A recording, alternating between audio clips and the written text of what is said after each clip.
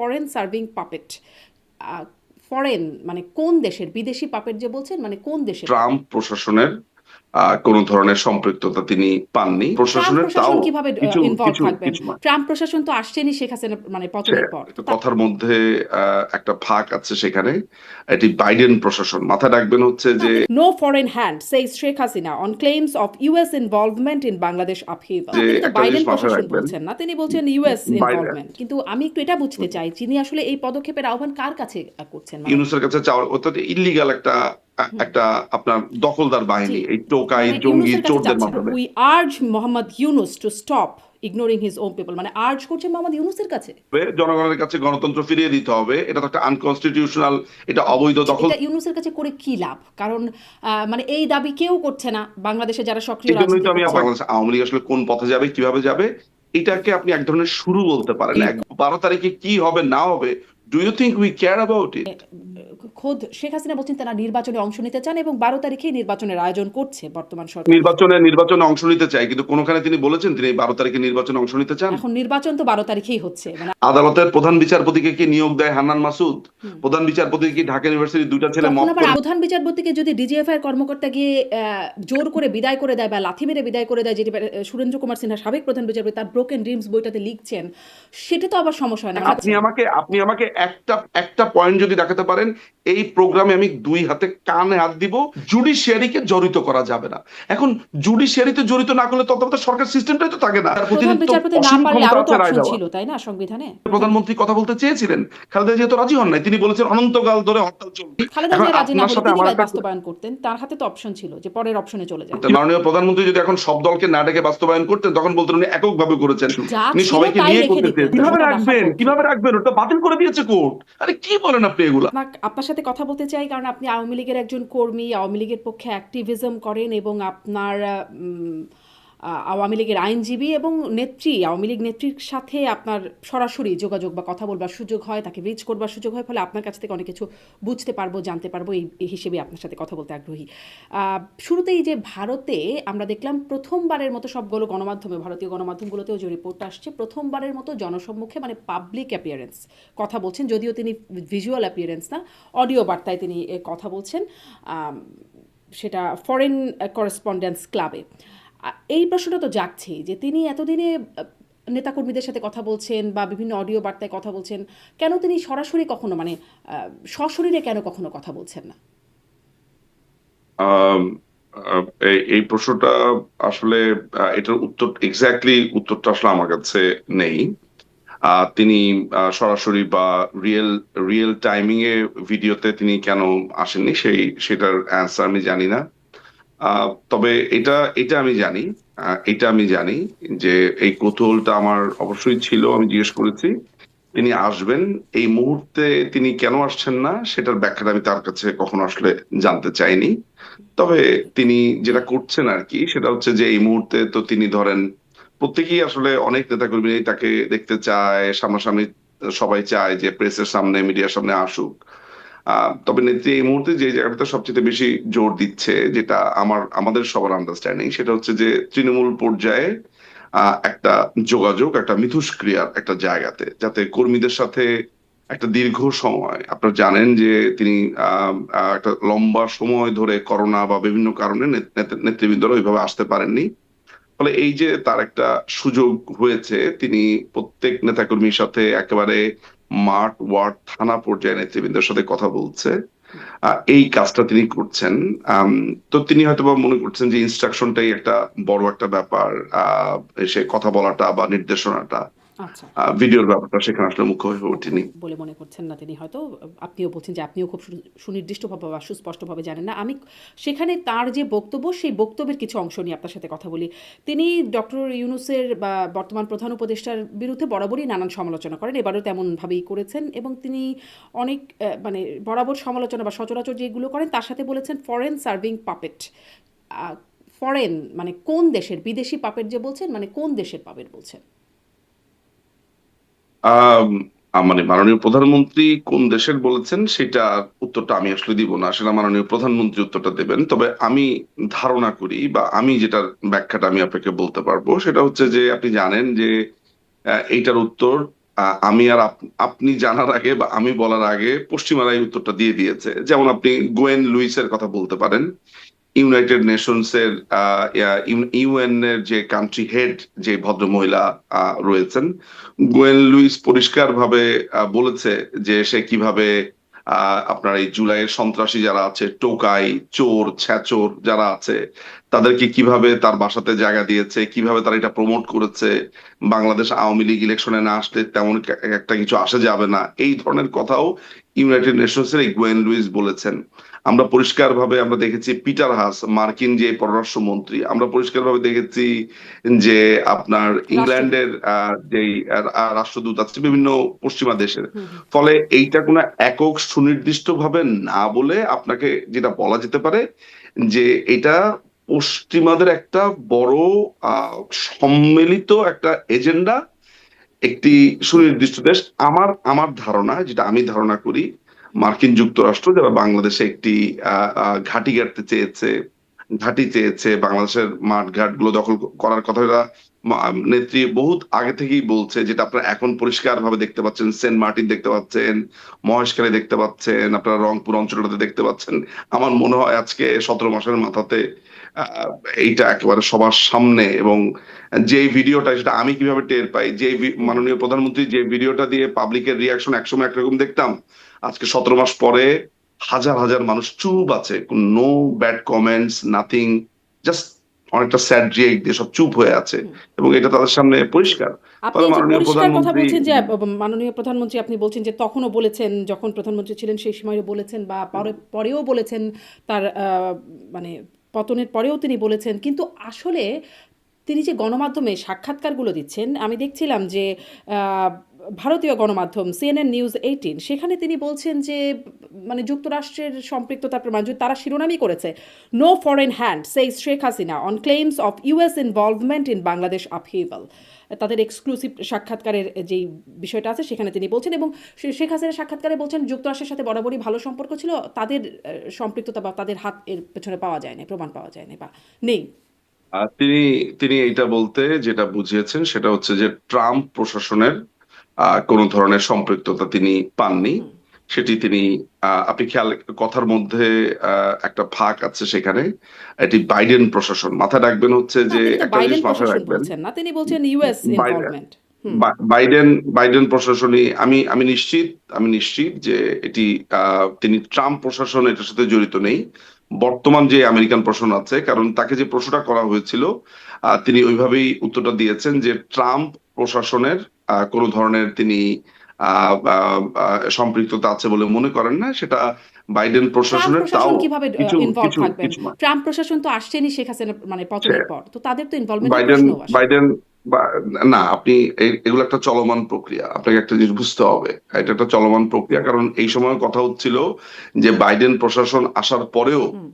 এই একই ষড়যন্ত্র অব্যাহত আছে কিনা এটা নিয়ে প্রশ্ন উঠছিল। ফলে মাননীয় প্রধানমন্ত্রী ওই প্রশ্নগুলোকে একসাথে সম্মিলিতভাবে একটা জবাব দিয়েছেন বলে আমার অন্তত পক্ষে তাই মনে হয়।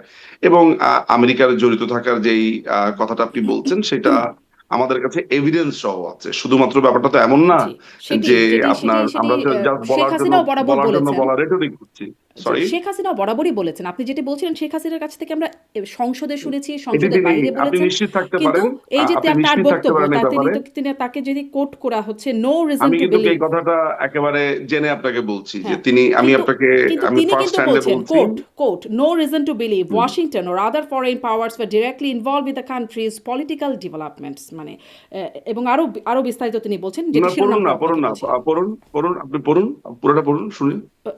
ওয়াশিংটন, হ্যাঁ হ্যাঁ, ওয়াশিংটন। তিনি বলছেন no reason to believe Washington or hmm. other foreign powers were directly involved in the country's political developments.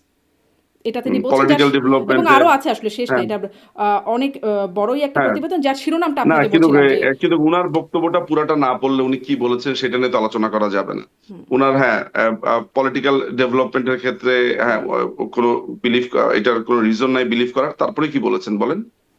আপনি উনার পুরোটা, কথার মধ্যেই আমি আমি আপনাকে লিঙ্কটাও কারণ এই পাঠিয়ে প্রশ্নটা দিতে আমি পারি। উনাকে করেছি, হ্যাঁ, এই নিউজে। প্রশ্নটা আমি উনাকে করেছি। হ্যাঁ হ্যাঁ, তারপরে হ্যাঁ, আপনি কি আমি উত্তর উনাকে, পেয়েছেন? কি উত্তর পেয়েছেন?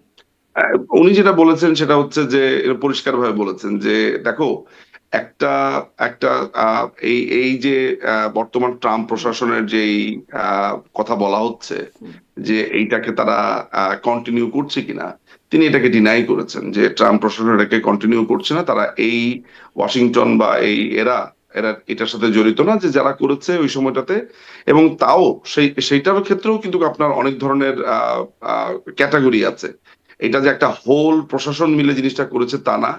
কিছু সুনির্দিষ্ট সংখ্যক মানুষ প্রশাসনের সুনির্দিষ্ট মানুষ, ইয়েস, আমেরিকার একটা সেন্ট্রাল কমান্ড তো আছেই, এটা এটা বলে তো লাভ নাই।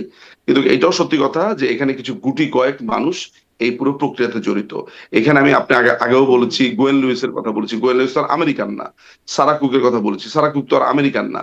আমি এই এই ঘটনাটাতে আপনার কাতার জড়িত ছিল অর্থের ব্যাপারে, তার কি আপনার অর্থ দিয়েছে।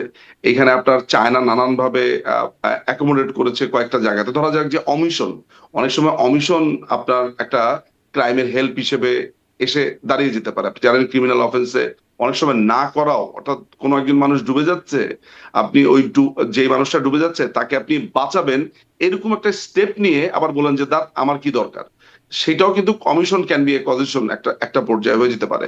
তো এই জিনিসগুলো আপনাকে মাথায় রাখতে হবে যে অনেক কিছু না করেও অনেক কিছু করা যায়। হুম। ফলে এখানে একটা সম্মিলিত প্রচেষ্টা ছিল বাংলাদেশ আওয়ামী লীগের জি, বিরুদ্ধে, জি। বাংলাদেশ আওয়ামী লীগের সেই বিষয়টি তো বরাবর শুনে আসছি, কিন্তু আপনি বলছিলেন পড়তে, আমি আরেকবার একটু পড়ি। Former Bangladesh prime minister Sheikh Hasina has dismissed suggestions that the United States played an active role in supporting groups that sought her removal from power under the pretext of restoring democracy. মানে তিনি dismiss করে দিচ্ছেন যে US এর কোনো involvement ছিল। এটা তিনি আপনি আপনি ধরে নিতে পারেন, এটা আমি আপনাকে বলছি, তিনি ধরে নিতে পারেন যে এটা ট্রাম্প প্রশাসনের কথাটা বলেছে বা এটা কন্টিনিউশনের কথা বলেছে। বাইডেন ওয়ার ইনভলভড প্রশাসনের তখন, আচ্ছা, তখনও ট্রাম্প প্রশাসন কাজ করছিল। না না, আমি বাইডেন প্রশাসনের কথা আপনাকে বলছি, আমি ট্রাম্প প্রশাসনের কথা বলিনি। আমি তো আপনাকে অলরেডি এক্সক্লুশন ক্লজ দিয়েই নিলাম যে এই কথাটা, এই আপনি আমাকে যে প্রশ্নটা করেছেন, এই ব্যাপারটা যে আমাদের মধ্যে ডিসকাস হয়নি, আমরা যেগুলো কৌতূহল নিয়ে জিজ্ঞেস করি তা নয়। তিনি তিনি এটার ব্যাখ্যা দিতে গিয়ে পরিষ্কারভাবে বলেছেন যে তিনি এটা আসলে ট্রাম্প প্রশাসনের ব্যাপারে তার দিকে যে ধেয়ে আসছিল যে বর্তমান প্রশাসনও কি এই একই স্ট্র্যাটেজি চেঞ্জ করেছে কিনা, এই বা এই এই ষড়যন্ত্র যেটা হয়েছে সেই ষড়যন্ত্রের সাথে আসলে এখনো সম্পৃক্ত থাকার ব্যাপারগুলো আছে কিনা। কারণ হচ্ছে যে এটা জি, এককভাবে তো জনাব রিজু ইট মজুমদার, ওয়াজ তবে নট এ আমি এই বিষয়টা আমেরিকান, এটা যে একদমই স্পষ্ট এককভাবে, হতে পারছি না। এই আমি তো কারণে বলি স্পষ্ট হতে এককভাবে পারছি না। আমেরিকান তো বলা যায় না, এটা তো পশ্চিমা, হ্যাঁ, ঠিক না? ফলে এককভাবে আমেরিকাকে ওই এককভাবে আমেরিকাকে আপনি দায়ীও করতে পারবেন হ্যাঁ, না। কিন্তু তিনি ফলে দায়ী এটা একটা করতেন। সম্মিলিত তিনি বলতেন প্রচেষ্টা। যে যদি আমেরিকান মানে তাদের সরাসরি প্রস্তাব ছিল ঘাঁটি করবার, এয়ারবেস করবার। এটা তো এটা যখন তিনি তার ক্ষমতার সময় যখন ইনসিডেন্ট গুলো হচ্ছিল, তখন তিনি এককভাবে আমেরিকার এই যে চেষ্টা, সেই চেষ্টার কথা বলেছেন। তিনি ওই সময় আমেরিকার চেষ্টার কথা বলেছেন। আর এই সময় যখন আলাপটা হয়েছে তখন তাকে প্রশ্ন পার্টিকুলারলি আমেরিকার ব্যাপার বলা হয়নি। ওয়েস্টার্ন যেই হিন্ডারেন্সটা আছে, ওয়েস্টার্ন যে ইনফ্লুয়েন্স আছে, সেইটা ওয়েস্টার্ন বলতে তো শুধুমাত্র আমেরিকা বোঝায় না। ওই সময়টাতে তিনি পার্টিকুলার যদিও আমেরিকার একটা 5ই আগস্টের পরেও তিনি চেষ্টার বলেছেন কথা যে বলতেন। আমেরিকা চাইলে তিনি ক্ষমতায় থাকতে পারতেন। 5ই আগস্টের পরেও তিনি সরাসরি আমেরিকাকে মানে দায়ী করেছিলেন তাকে তার পতনের জন্য। 5ই আগস্টের আগে আমেরিকার যেই চেষ্টা, সেই চেষ্টার কথা তিনি বলেছেন। এবং আপনি এখন পর্যন্ত যদি পুরো পুরো ব্যাপারটাকে বিশ্লেষণ করেন, এটা তো আমার মনে হয় না বলতে কোনো অত্যুক্তি হয় যে আমেরিকান একটা বড় ধরনের প্রভাব এই পুরো ব্যাপারটাতে ছিল। শুধু আজকে আপনি আমার কথা হুম। আর মাননীয় প্রধানমন্ত্রীর কথাকে বিশ্লেষণ করছেন, আপনি আপনার যে এই যে ভদ্রলোক আপনার সম্ভবত কোন ইউনিভার্সিটির যে আহ, জেমি স্যাক্স নাকি জেফ্রি স্যাক্সের ভদ্রমহিলা, কথা বলছেন, ভদ্রলোক জেফ্রি স্যাক্সের কথা বলছেন। হ্যাঁ। জেফরি স্যাক্সের কথা তিনি বলেছেন। তারপরে আপনার গ্রেজন বলেছে, টাকার কালসন তিনি পরিষ্কারভাবে বলেছেন। আরেকটা ভদ্রলোক আছেন শহীদ সামথিং নাম, তিনি বলেছেন। জি, তাছাড়া নানান আসলে ধরনের হ্যাঁ, বিশ্লেষণে এগুলো উঠে আমিও এসেছে, শুনেছি। ব্যারিস্টার নিঝুম মজুমদার, আমিও এই বিষয়গুলো শুনেছি। কিন্তু আমার কাছে ওইখানে, আমেরিকানরাই বলছে। আমার কাছে আমেরিকানরাও যা বলছে, প্রধানমন্ত্রী যখন ছিলেন তখনও বলেছেন, 5ই আগস্টের পরেও তিনি এই কথাগুলো বলেছেন। কিন্তু ইন্টারভিউতে এসে কেন বললেন যে ওয়ার নট ইনভলভড, ইন্টারভিউতে কেন বললেন যে ইন্টারভিউর ক্ষেত্রে তিনি যেটা হুম, ইন্টারভিউর ক্ষেত্রে তিনি যেটা মিন করেছেন, আহ, যেটা মিন করেছেন, সেটা আমার আমার কাছে অন্তত পক্ষে যে উত্তরটা আছে আমি আপনাকে অতটুকুই কনভে করতে পারি। জি, বাকিটা আসলে তো আমি আপনাকে ব্যাখ্যা করতে পারবো না। আমার কাছে যতটুকু ইনফরমেশন আছেন যে তিনি বাইডেন বাইডেন প্রশাসনকে ওইখানে মিন করেননি। কারণ তার কাছে ওই সময়টাতে আমার মনে আছে যে সময় তার ইন্টারভিউটা হচ্ছিল, হুম, সেই সময়টা আলাপ উঠেছিল যে ট্রাম্প প্রশাসন কি এই পুরো ষড়যন্ত্রটা বা এই ইনভলভমেন্টটা কন্টিনিউ করছে কিনা অ্যাজ এ একটা সেন্ট্রাল পলিসি হিসেবে, যেটা বাইডেন প্রশাসন করেছে। সেই অর্থে আপনার এই ট্রাম্প প্রশাসনের এই সম্পৃক্ততা নেই, এই কথাটা বলতে গিয়ে এখানে এক ধরনের কনফিউশন তৈরি হচ্ছে, অন্য কিছু না। জি, সেই কনফিউশন কেউ ক্লিয়ারও করেন নাই এবং একদম মানে তার ইন্টারভিউকে এই এভাবে ব্যাখ্যা কনফিউশন করেছে। যাই হোক, এই এটা নিয়ে কনফিউশন তো উনাকে উনাকে এটার জন্য জিজ্ঞেস করতে হবে। আপনি এই যে আপনি যখন আপনাকে একটা ইন্টারভিউ দিবে, যদি কখনো উনি ইন্টারভিউ দেন, এই প্রশ্ন আপনি উনাকে করবেন, তখন আপনাকে উনি ক্লিয়ার করে নিশ্চয়ই দেবে আমি করব, কিন্তু এটা। মানে তার পক্ষেও তো কেউ না কেউ ক্লিয়ার করবেন বা কোনো আপত্তি জানাবেন এটা নিয়ে, এটা এই এই যে বিষয়টা। এখন আমি এই যে আমি হ্যাঁ, এখন আপনি আমাকে জিজ্ঞেস করলেন, আমি আপনাকে ক্লিয়ার করে দিলাম। জি, কিন্তু মানে এই নিউজটাকে আপত্তি জানাতে হবে যে নিউজটা মিসলিডিং, এ কারণ একদম শিরোনাম থেকে শুরু করে যেটা বলা হচ্ছে এটার মধ্যে যদি আপনার আপনার কথা ঠিক হয় তাহলে একটু অসংখ্য, মিসলিডিং হবে। আমাদের আমাদের নামে অসংখ্য রিপোর্ট হয়। এটা সত্যি কথা যে আমি আপনার সাথে একমত পোষণ করি যে ইয়েস, কিছু কিছু আউটলেটের বা একটা বড় আকারের যখন নিউজগুলো হয়, এই জিনিসগুলো একটা সময় একটা মিথ, যেমন আপনার মধ্যে একটা কনফিউশন তৈরি করেছে। আমি আপনার সাথে এগ্রি করি।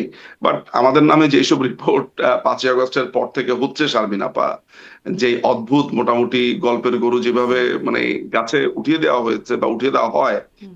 সেইখানে আমার কাছে মনে হয় যে কিন্তু কোনটা ভারতীয় ছেড়ে আর গণমাধ্যমে তো কোনটার উত্তর আপনারা খুব আমরা দেব। স্বাচ্ছন্দ্যে, বা শেখ হাসিনাও ইন্টারভিউ দিচ্ছেন ভারতীয় গণমাধ্যমগুলোতে, সেখানেও যদি এরকম হয়, মানে যেখানে তিনি স্বাচ্ছন্দ্য বোধ আর করে ইন্টারভিউ দিচ্ছেন, তাহলে তো বিষয়টা আপনাদের ভাবারই বিষয় নিশ্চয়ই। আসি এবার একটু তার আরো না, যে বক্তব্য ভারতীয় আছে।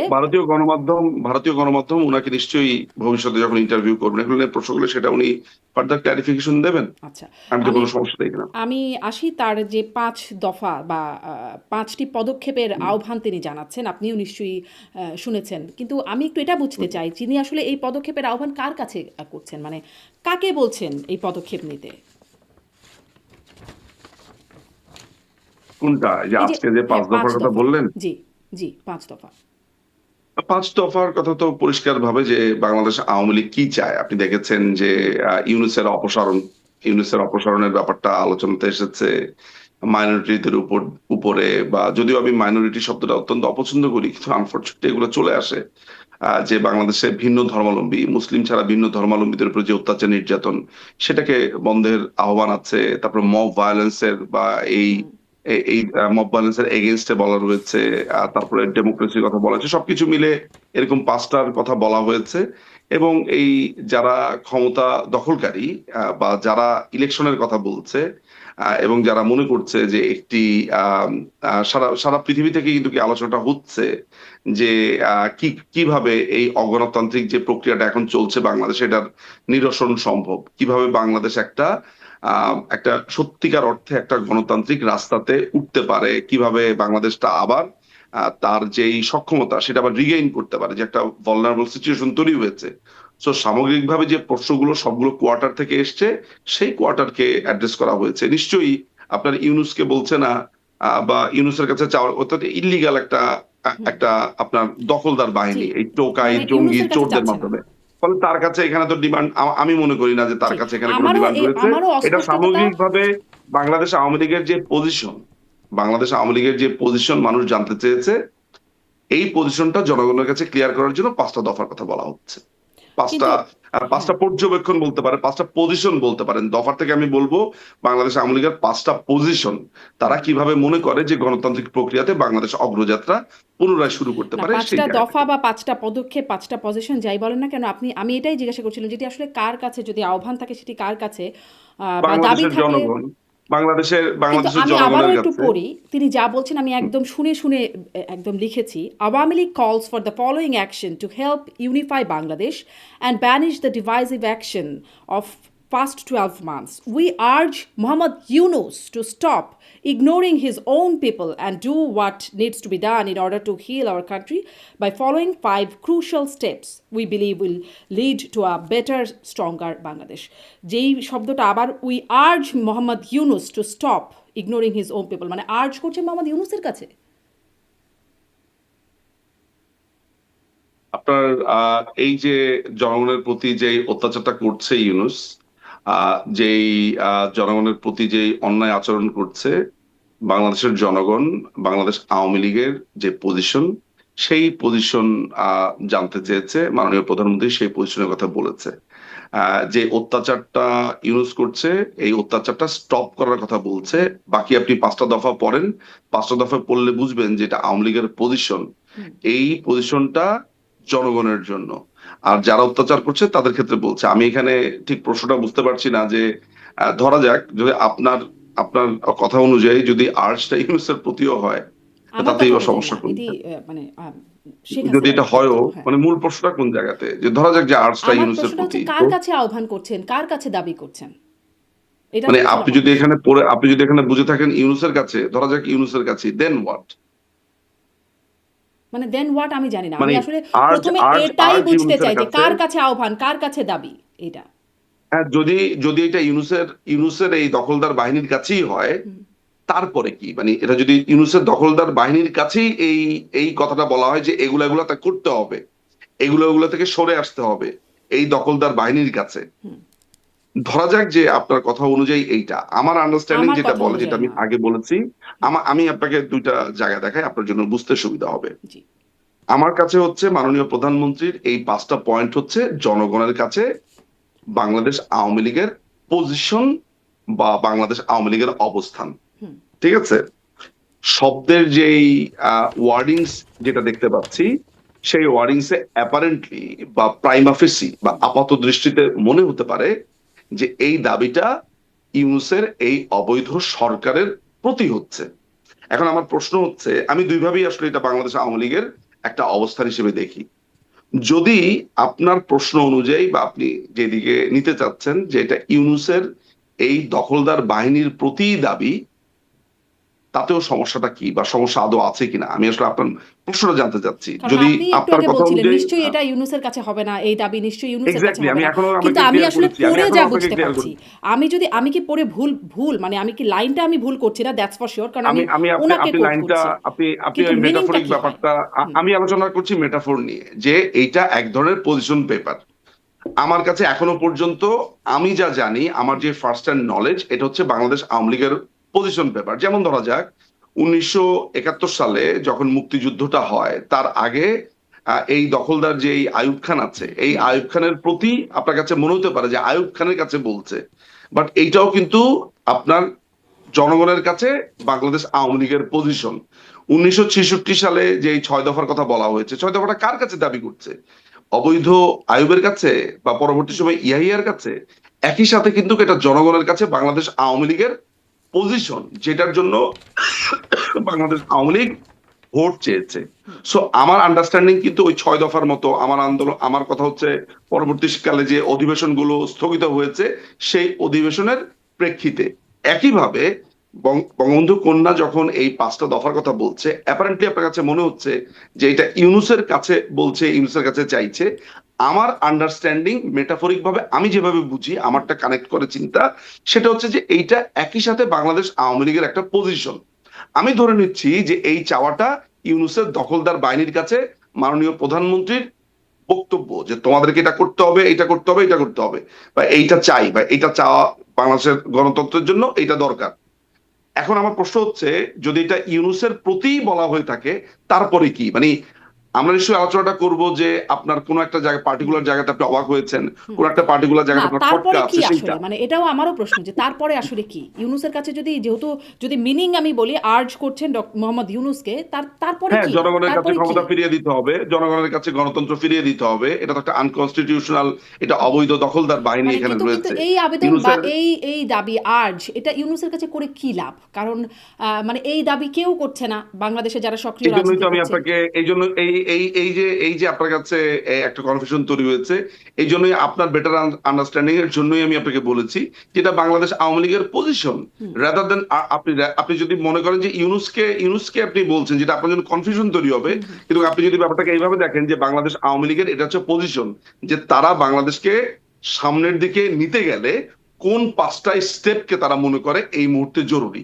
সেই পজিশন পেপারটা, তাই না? এটা বাংলাদেশ আওয়ামী লীগের তো অবস্থান, বাংলাদেশ আওয়ামী লীগের নেতা কর্মীরা, শুভানুধ্যায়ীরা, যারা বাংলাদেশ আওয়ামী লীগের স্টেক হোল্ডার, যারা ওই বাংলাদেশ যে আওয়ামী তারপরে লীগকে আপনি প্রশ্ন ভবিষ্যতে করছিলেন না, ভোট দেবেন কি দেবেন না সেটা হ্যাঁ, নির্ধারণ করবে, আপনি যে তাদের প্রশ্ন জন্য তো করছিলেন, এটা আপনি জানা যে প্রয়োজন। প্রশ্ন করছিলেন তারপর কি, মানে আসলে আমারও প্রশ্নটা তারপরে কি? এই যে 5টা স্টেপ বললেন, আহ, মানে আওয়ামী লীগ নেত্রী শেখ হাসিনা তারপরটা আমি তারপর থেকে? আপনাকে বলতে পারি, ঠিক আছে, আমি বুঝতে পারছি আপনি এখন এখন প্রশ্নটা আমার কাছে একটু ক্লিয়ার হয়েছে। সেটা হচ্ছে যে এই যে 5টা দফার কথা বলা হচ্ছে, এই 5টা দফা প্রথমে হচ্ছে যে এই জিনিসগুলো আমাদের প্রয়োজন গণতন্ত্র এবং বাংলাদেশের এই বর্তমানের মবক্রেসি বা ললেসনেস থেকে উত্তরণের জন্য। সো যদি শুভবুদ্ধি উদয় হয় এই ইউনুস প্রশাসনের, এই দখলদার বাহিনীর, তারা সেটা শুনবে, এটা অনুধাবন করবে বা ওই অনুযায়ী কাজ করবে, তাই তো? হুম। প্রথমে যখন আপনি একটা আন্দোলনে যাবেন, আন্দোলনে যাওয়ার জন্য আপনি আস্তে আস্তে সংগঠিত হবেন, তখন আপনাকে আপনার দফা দাবি কিংবা আপনার যে দলীয় পজিশন সেটা মানুষের সামনে ব্যক্ত করতে হবে।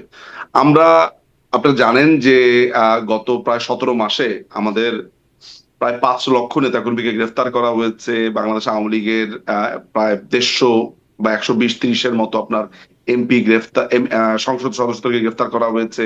আর খুন তো আছেই। গতকালকে জাস্ট হুম। কয়েক ঘন্টা আগে বাগেরহাটের ছাত্রলীগের এক কর্মীর ওয়াইফকে গলায় ফাঁস দিয়ে আত্মহত্যার স্টেজ সাজানো হয়েছে, তার ছোট একটা বাচ্চাকে মনে পড়ে আছে। সো এই ভয়ঙ্কর সমস্ত ঘটনাগুলো ঘটছে, সেটার প্রেক্ষিতে বাংলাদেশ আওয়ামী লীগের যে রাজনৈতিক যেই আমি বলবো যে জনগণের যে জানতে চাওয়া বাংলাদেশ আওয়ামী লীগ আসলে কোন পথে যাবে, কিভাবে যাবে, এটাকে আপনি এক ধরনের শুরু বলতে পারেন, কিন্তু এক কোন ধরনের পথে যাবে কিভাবে আহ, যাবে সেটা কি কিছু বলা আছে এই 5 পয়েন্টে? আমি কিন্তু পাচ্ছি সেটা না। এই কোন পথে যাবে কিভাবে যাবে এর আগে 21 দফা দিয়েছে, আপনি মনে হয় খেয়াল করেননি। বাংলাদেশ আওয়ামী লীগ কি করতে চায়, বাংলাদেশ আওয়ামী লীগ কি চায়, সেটা নিয়ে অলরেডি বাংলাদেশ আওয়ামী লীগ 21 দফা কি দিয়েছিল আজকে করতে চায় থেকে একটু প্রায় একটু 4-5 মাস আগে। একটুখানি আমাকে আরেকবার একটু সামারি করে বলবেন কি করতে চায়? আমি 21 দফাটা আমার কাছে 21 দফাটা এই মুহূর্তে নেই, আমি খুঁজলেই সামারি পাবো। সামারি। সেই 21 দফার কথা, বাংলাদেশ আওয়ামী লীগ সেই 21 দফার কথা ওই সময় প্রকাশিত হয়েছিল। আমি মনে করি যে এই 5 দফাটা সেটা একটা সামারি ভার্সন, বিকজ আমি সেই সময় যেই দাবিগুলো দেখতে পেয়েছি সেই দাবিগুলোরই আমি একটা মোটামুটি একটা সামারি পেয়েছি। এখন বাংলাদেশ আওয়ামী লীগ হুম। আস্তে আস্তে সংগঠিত হচ্ছে আন্দোলনের দিকে, তার এক ধরনের স্ট্র্যাটেজি সাজাচ্ছে, সেটার জন্য তো জনগণের কাছে তার একটা পজিশন পেপার লাগবেই। ফলে সেটার জন্য এই দাবিগুলোর কথা উঠেছে। জি। স্বাভাবিক, আপনি যদি একটা রাজনৈতিক দল হুম। হিসেবে আন্দোলনে যান, আপনার তো জানা লাগবে যে কোনটার উপরে বেস করে আপনি কোনটা করতে চান। সো সেটা যতটা না ইউনুসের কাছে আপনার মনে হচ্ছে, ততটা মনে হচ্ছে যে আমাদের স্টেক হোল্ডার যারা আছে, কর্মী সমর্থক হুম। শুভানুধ্যায়ী কিন্তু কিন্তু যারা আছে কিন্তু তাদের আমি জন্য। এখান থেকে মানে সেটা কিন্তু স্পষ্ট হয় না যে কি করবেন বা কিভাবে করবে আওয়ামী লীগ, সেই বিষয়টা এখানে স্পষ্ট হচ্ছে সেটা না। সেটা পরবর্তী, হ্যাঁ, হুম। অবশ্যই অবশ্যই নির্দেশ হয় না, একদম আপনি ঠিক বলেছেন, আমি আপনার সাথে একমত। এটার জন্যই আপনাকে অপেক্ষা করতে পরবর্তী নির্দেশনার জন্য। প্রথমে তো আমি বলবো যে আমি এই জিনিসগুলো চাই, প্রথমে তো আমি বলবো যে এই জিনিসগুলো করা উচিত, এরপরে এই করা উচিত গুলো করার জন্য আমাদের কর্ম পরিকল্পনা কি সেটা সামনে আসবে।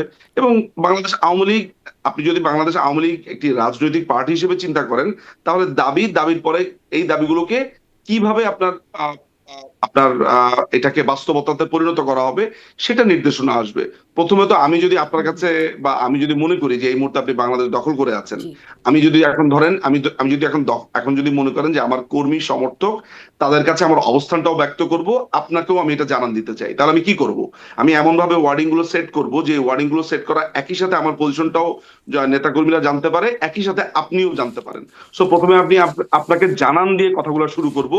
এরপরে যদি আপনি এই কথা অনুযায়ী অ্যাক্ট না করেন, এটাকে অনুধাবন না করেন, পরবর্তী সময় আমি আরো কঠোর জায়গাতে যাব এবং তখন আমি আমার কর্ম পরিকল্পনা বা আমার রূপকল্পটা দিব। জি, জি, এটাই তো জি। একটা মানে স্টেপ। পরবর্তীতে দেবে বলে বলছেন আপনি। কিন্তু মানে বাকি আর ১ মাসও নাই। ২০, ডেফিনেটলি, ২০, মানে এটা তো ২০-২২ দিন ইন্ডিকেট করে বাকি তাই, আছে। এটা ২০ এটা তো দিনের মতো সেটা বাকি ইন্ডিকেট আছে। করেই। জি, নির্বাচনের আর ২০ দিনের মতো বাকি আছে। কবে রূপকল্প আপনি দেবেন? কি মনে করেন, আপনি কি এটা মনে করেন যে মানে এই যে আপনি বললেন যে হুম। 20 দিনের মতো বাকি আছে, দুটো আপনি ভুল শব্দ চয়ন করলেন। প্রথমত আপনি এটাকে ইলেকশন বলছেন সিলেকশনের বদলে। 1 নাম্বার, আমার হুম। আমার কাছে যেটাকে হুম। ভুল হুম। মনে হয় যে আপনি একটা সিলেকশন কি ইলেকশন বলছেন। 2 নাম্বার হচ্ছে আপনি মনে করছেন যে ইলেকশনকে কেন্দ্র করে আপনি এই যে যেটাকে আপনি ইলেকশন মনে করছেন, সেটাকে আবার কেন্দ্র করে আপনি মনে করছেন যে এই 5 দফাটা দেওয়া হয়েছে সেটার জন্য। আমরা তো সেটার জন্য না। ইলেকশন এই 12 তারিখে কি হবে না হবে, do you think we care about it? আপনার কি আপনি আপনি বাদ দেন আওয়ামী লীগের কথা, হুম। আপনার কি মনে হয় এটা একটা ইলেকশন? আপনার মনে হয় কিনা? জি। আপনি বলছেন do you think we care about it, কিন্তু আপনারা মানে খোদ শেখ হাসিনা বলছেন তারা নির্বাচনে অংশ নিতে চান এবং ১২ তারিখেই নির্বাচনের আয়োজন করছে বর্তমান সরকার। নির্বাচনে আপনারা অংশ বারো নিতে তারিখে চান। নির্বাচনে অংশ নিতে চাই, কিন্তু কোনখানে তিনি বলেছেন তিনি এই 12 তারিখে নির্বাচনে অংশ নিতে চান?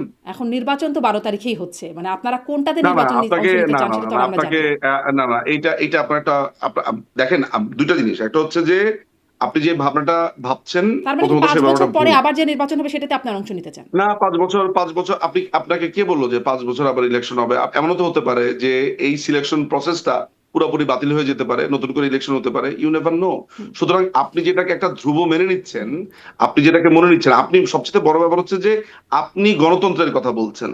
আপনি এর আগে অনেকবার গণতন্ত্রের কথা বলেছেন, গণতন্ত্রের কথা বলেন, আপনি গণতন্ত্রকে রেসপেক্টও করেন। যে মানুষটা গণতন্ত্রকে রেসপেক্ট করে সে আবার 12 তারিখের একটা ইলেকশনকে বলছে ইলেকশন, মানে ইলেকশন বলে অভিহিত করছে 12 তারিখে যেটা হতে যাচ্ছে। সো এটা তো খুবই কন্ট্রাডিক্টরি। আপনার কাছে মনে হচ্ছে এটা ইলেকশন? বাংলাদেশ আওয়ামী লীগ যেখানে বাংলাদেশের একটা বৃহত্তম রাজনৈতিক দল, সে বৃহত্তম রাজনৈতিক দলকে ছাড়া এটাকে আপনি ইলেকশন মনে করছেন?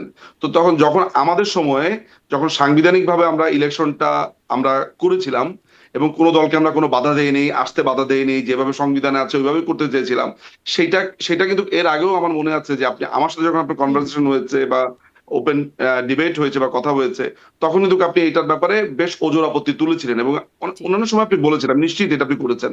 তো সেটা যদি আপনার আপত্তির একটা অবস্থান হয়ে থাকে, তাহলে এই সিলেকশন প্রসেসটাকে আপনার কেন ইলেকশন মনে জি, হচ্ছে? আপনি যদি এটা নিয়ে আপনার কোনো আপত্তি আমার নাই কেন? অন্য মানে বর্তমান সরকারের কারো বা বর্তমানে বাংলাদেশে এখন সক্রিয়ভাবে রাজনীতি করছে এমন কারোর সাথে অনুষ্ঠানগুলো দেখে থাকেন, আপনি নিশ্চয়ই দেখতে পাবেন যে আওয়ামী হ্যাঁ, আমি লীগকে দেখেছি। ছাড়া কি আপনার করে এই জন্যই অংশগ্রহণমূলক আমি আপনাকে নির্বাচন এই জন্যই হয়? আমি আপনাকে জিজ্ঞেস আমি করছি। এই ওই প্রশ্নটা ওই যে তাদের কাছে করি। কিন্তু আপনার যে অবস্থান, আপনার যে আপনার কাছে আমার প্রশ্ন। আপনার কাছে তো আমার সেই প্রশ্নটা না না যে হ্যাঁ, শারমিন আপা, আমি আপনার ওই অবস্থানগুলো জানি বলেই তো বিষয় নিয়ে প্রশ্ন করছি। যদি আমি জানতাম যে হুম। আপনি আসলে ওইটা না কিন্তু ভাবছেন না, ধরেন তাহলে তো আমি আপনাকে আপনারা এই বিষয় যখন নিয়ে প্রশ্ন বলেন করতাম না। ব্যারিস্টার নিজুম আম মজুমদার, আমি যখন জিজ্ঞাসা হ্যাঁ, করি যে আওয়ামী লীগকে ছাড়া নির্বাচন কিভাবে অংশগ্রহণমূলক হবে এরকম একটা বড় দলকে ছাড়া যাদের এত সমর্থন আছে, তখন সেটার একটা একটা মানে ব্যাপার। আর যখন আওয়ামী লীগ বলছে যে হুম। সুষ্ঠু নির্বাচন অংশগ্রহণমূলক নির্বাচন, তখন এটা একটা আইরনি হয়ে যায় না?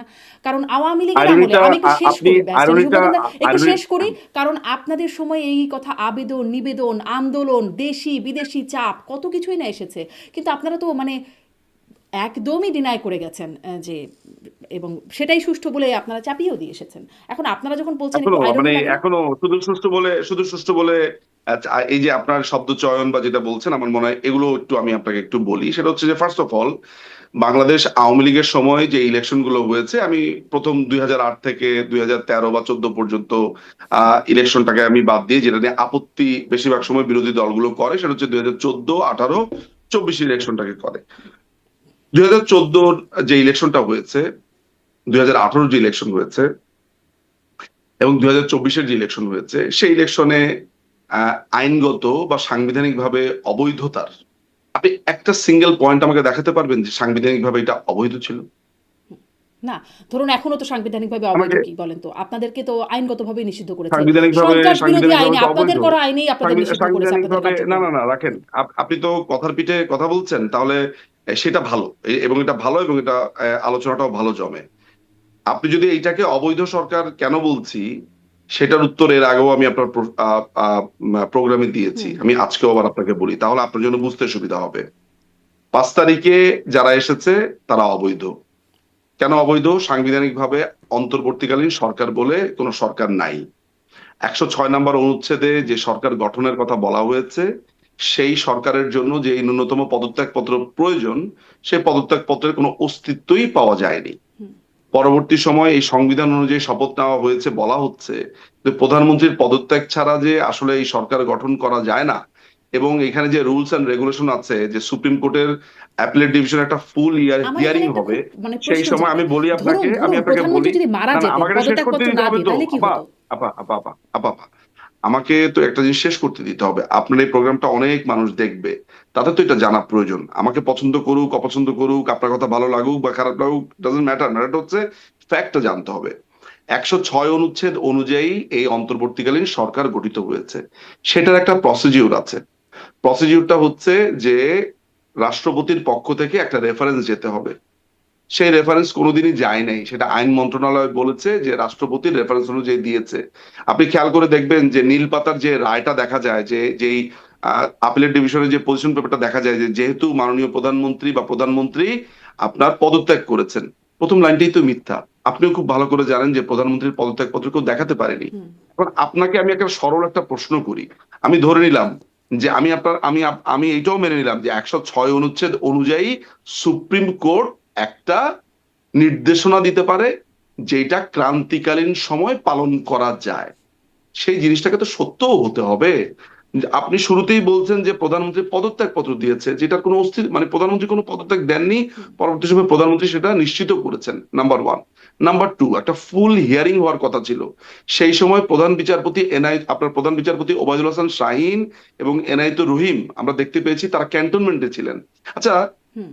যেই আপিলেট ডিভিশন এই পজিশন দিয়েছে, সেই প্রধান বিচারপতি ক্যান্টনমেন্ট থাকা অবস্থাতে ফুল হিয়ারিং কিভাবে হলো আপা? আপনার তো একটা প্রসিডিউরে আসতে হবে।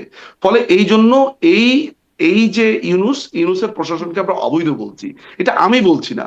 এটা তাদের এই যে আপনার আইএসপিআর থেকে যে লিস্টটা দেওয়া হয়েছে, সেখানে জি, আমরা দেখতে পেয়েছি প্রধান বিচারপতি জি। ক্যান্টনমেন্টে আমিও ছিল। দেখেছি, আমিও আমরা দেখেছি। যে ভার্ডিক্টটা কোর্ট থেকে দেওয়া হয়েছে, সেই ভার্ডিক্ট ইটসেলফ মিথ্যা কথা বলছে। সেই জায়গা থেকে আমি আপনাকে অবৈধ বলছি। হুম। তো 2014 একটি সালের পয়েন্ট বলছেন। ইলেকশনে, আপনি দুই অনেকগুলো হাজার আইনগত চোদ্দ বিষয় সালের দেখাচ্ছেন।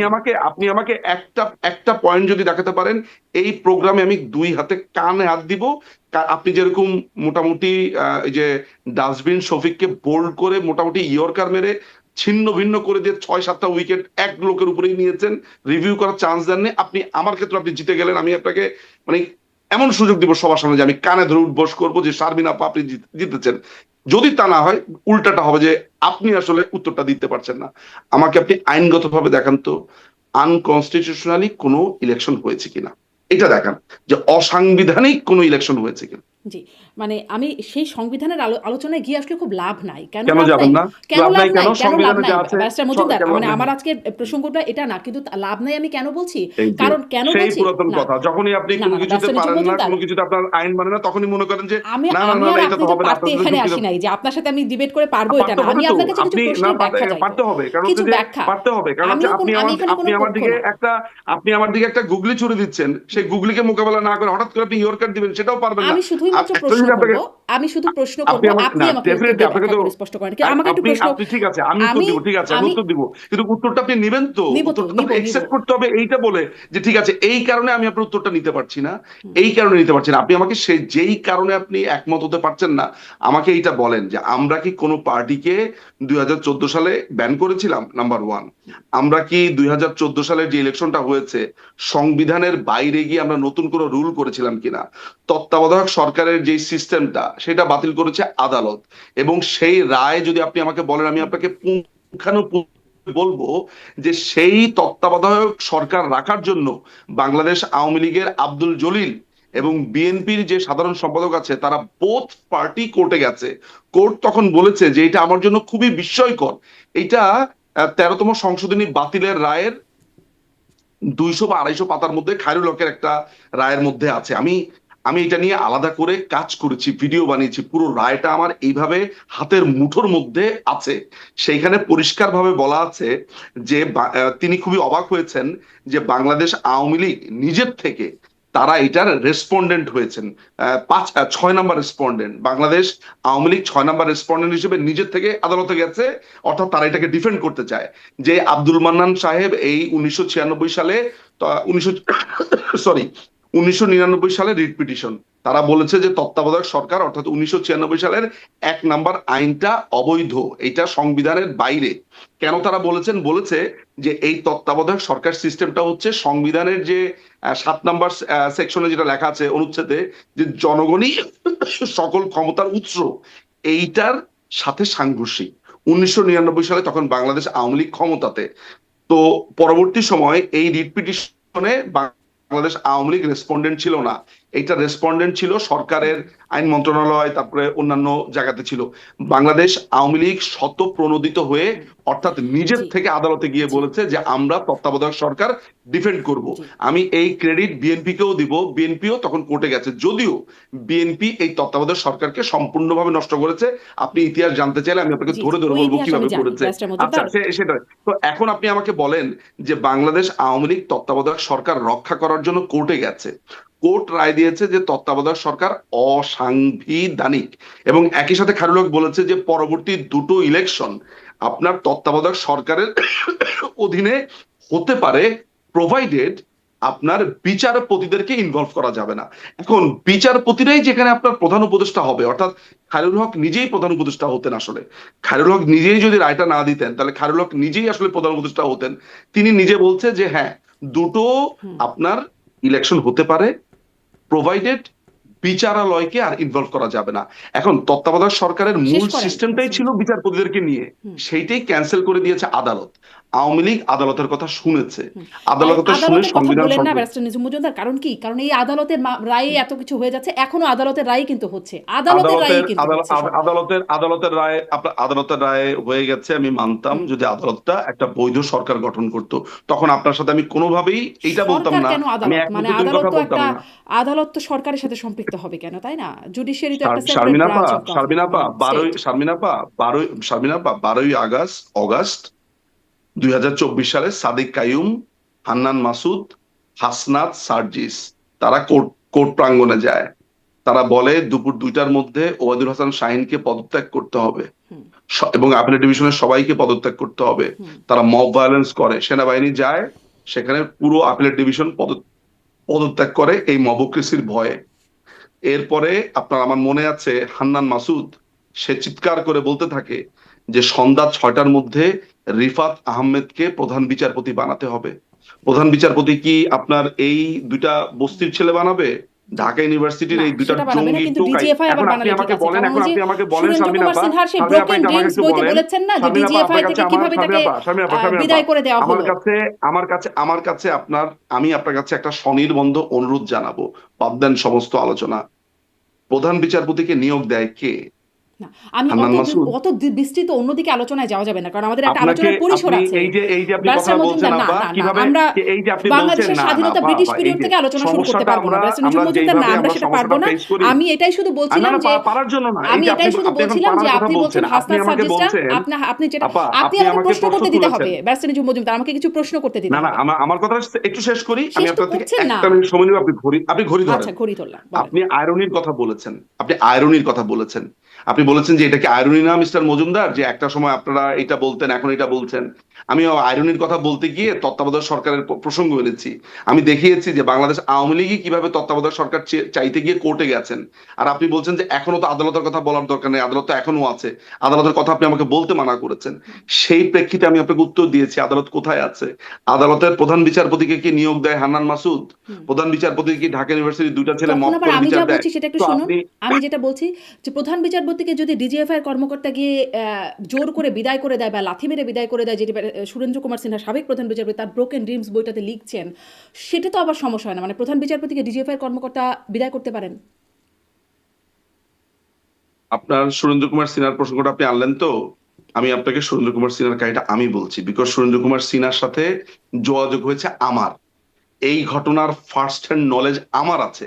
সুরেন্দ্র কুমার সিনহা দিনের পর দিন আমার সাথে অনেক বিষয় নিয়ে আলোচনা করছে। আমি আপনাকে এখন বলছি কিভাবে হয়েছে, এই ব্রোকেন ড্রিম লেখার আগে কি হয়েছে না হয়েছে, ব্রোকেন ড্রিম উনি কিভাবে লিখেছেন না লিখেছেন। আমার এখনো স্পষ্ট মনে আছে, আমার ম্যানর পার্কের বাসার সামনে ওই রাস্তাতে দাঁড়িয়ে উনার সাথে আমি ঘন্টার পর ঘন্টা, উনি কিভাবে আমার সাথে প্রতারণা করেছেন, কিভাবে কি বলেছেন, আসছি আমি সেই আলোচনাতে আসছি। তার আগে এইটা বুঝতে পেরেছেন তো যে এখন যে সরকারটা আছে এটা একটা অবৈধ সরকার, এবং এখন যে বিচারপতি আছে এইটা কোনো নিয়োগই হয়নি, এটা অবৈধ। এতটুকু যদি বুঝতে পারেন তারপর আমি আপনার প্রশ্নতে যাচ্ছি, আপনার যদি ফার্দার কোনো প্রশ্ন না থাকে। সুরেন্দ্র কুমার সিনহার যে ব্রোকেন ড্রিমটা উনি লিখেছেন, সুরেন্দ্র কুমার সিনহার ব্যাপারে আপিলেট ডিভিশনের যে বাকি 8টা বিচারপতি আছে তারা পরিষ্কারভাবে, এবং মাথায় রাখতে হবে যে যেই লোকটা সাইদিকে ফাঁসির রায় দেয়নি, যে ধরেন অন্যান্য বিচারপতিদের ডিসেন্ট রায় দিয়েছে, বিচারপতি আপনার ইমান আলী, তিনি পরিষ্কারভাবে, মানে ওই বিচারপতি সাইদির খালাস পর্যন্ত দিয়েছে এমন একজন। আমি কেন এই কথাটা বলছি, যে তার মানে হচ্ছে যে এই লোককে আসলে সরকার কোনোভাবে প্রলুব্ধ করতে পারে না। ফলে বিচারপতিরা সুরেন্দ্র কুমার সিনহার সাথে বসবেন আদালতে।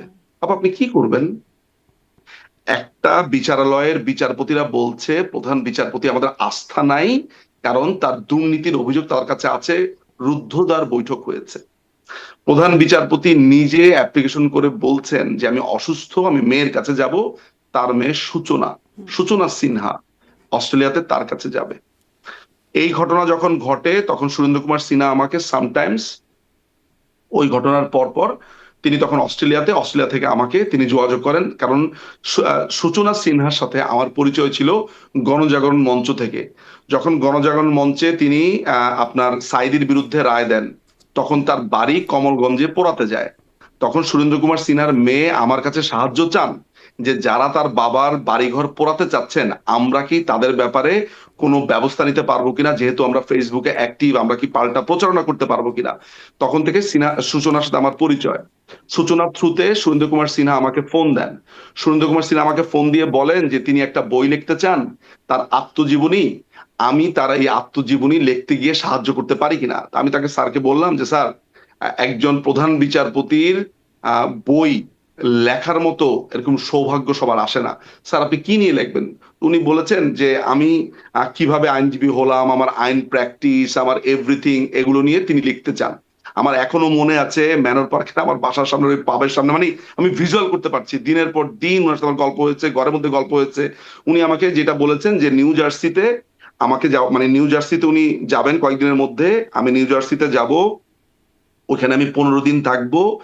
উনি বলবেন, ডিকটেট করবেন, আমি টাইপ করব। এটা ছিল আমার আমার দায়িত্বের জায়গাটাতে। তো একদিন যেটা হলো, ঢাকা উত্তরের যে মেয়র ইলেকশন, আনিসুল হক মারা যাওয়ার পরে ইলেকশনটা কোর্ট স্থগিত করে দিল। তো ওই সময় উনি হন্তদন্ত হয়ে আমাকে ফোন দিলেন। ফোন দিয়ে বললেন যে আজকে কি হলো তুমি দেখেছো? আমি বললাম যে স্যার কি হয়েছে? বলে ঢাকা উত্তরের ইলেকশন বন্ধ হয়ে গেছে। তো ঢাকা উত্তরের ইলেকশন বন্ধ হয়ে গেছে, জি স্যার দেখেছি, এটা আদালত এখানে একজন রিট পিটিশন করেছে সেই জন্য বন্ধ হয়ে গেছে। বলে না না, এটাতে অন্য কাহিনী আছে, তুমি জানো না, আমি এই শেখ হাসিনাকে দেখে ছাড়বো। এই প্রথমবারের মতো আপা, এই প্রথমবারের মতো সুরেন্দ্র কুমার সিনহা মাননীয় প্রধানমন্ত্রীর বিরুদ্ধে এমন একটা কথা বললো যেটাতে আমি চমকে উঠেছি। এবং এর মধ্যে জানেন মজার ব্যাপার হচ্ছে, স্যারের সাথে আমি যত কনভারসেশন করেছি, এই ডিজিএফআই তাকে কি করলো না করলো, উনি একটা সেকেন্ড, একটা মোমেন্টের জন্য আমাকে সেটা নিয়ে কথা বলেন নাই। খালি বলেছে যে যা ঘটেছে এই পুরো ঘটনাটা আমার জন্য একটু বিব্রতকর, এতটুকু। আমিও স্যারকে আর জিজ্ঞেস করি নাই। যখন তিনি বললেন যে মাননীয় প্রধানমন্ত্রীকে তিনি দেখে ছাড়বেন, তুমি আসো নিউ জার্সিতে এই বইয়ের মধ্যে, আমি বললাম যে স্যার ওয়েট, আপনি না বললেন স্যার এটা আপনার আত্মজীবনী, এটা কি মাননীয় প্রধানমন্ত্রীর এগেনস্টে বই?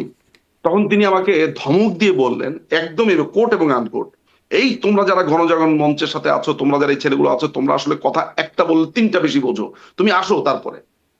আমি খুবই ভয় পেয়ে গেলাম, আমি একদম খুবই ভয় পেয়ে গেলাম।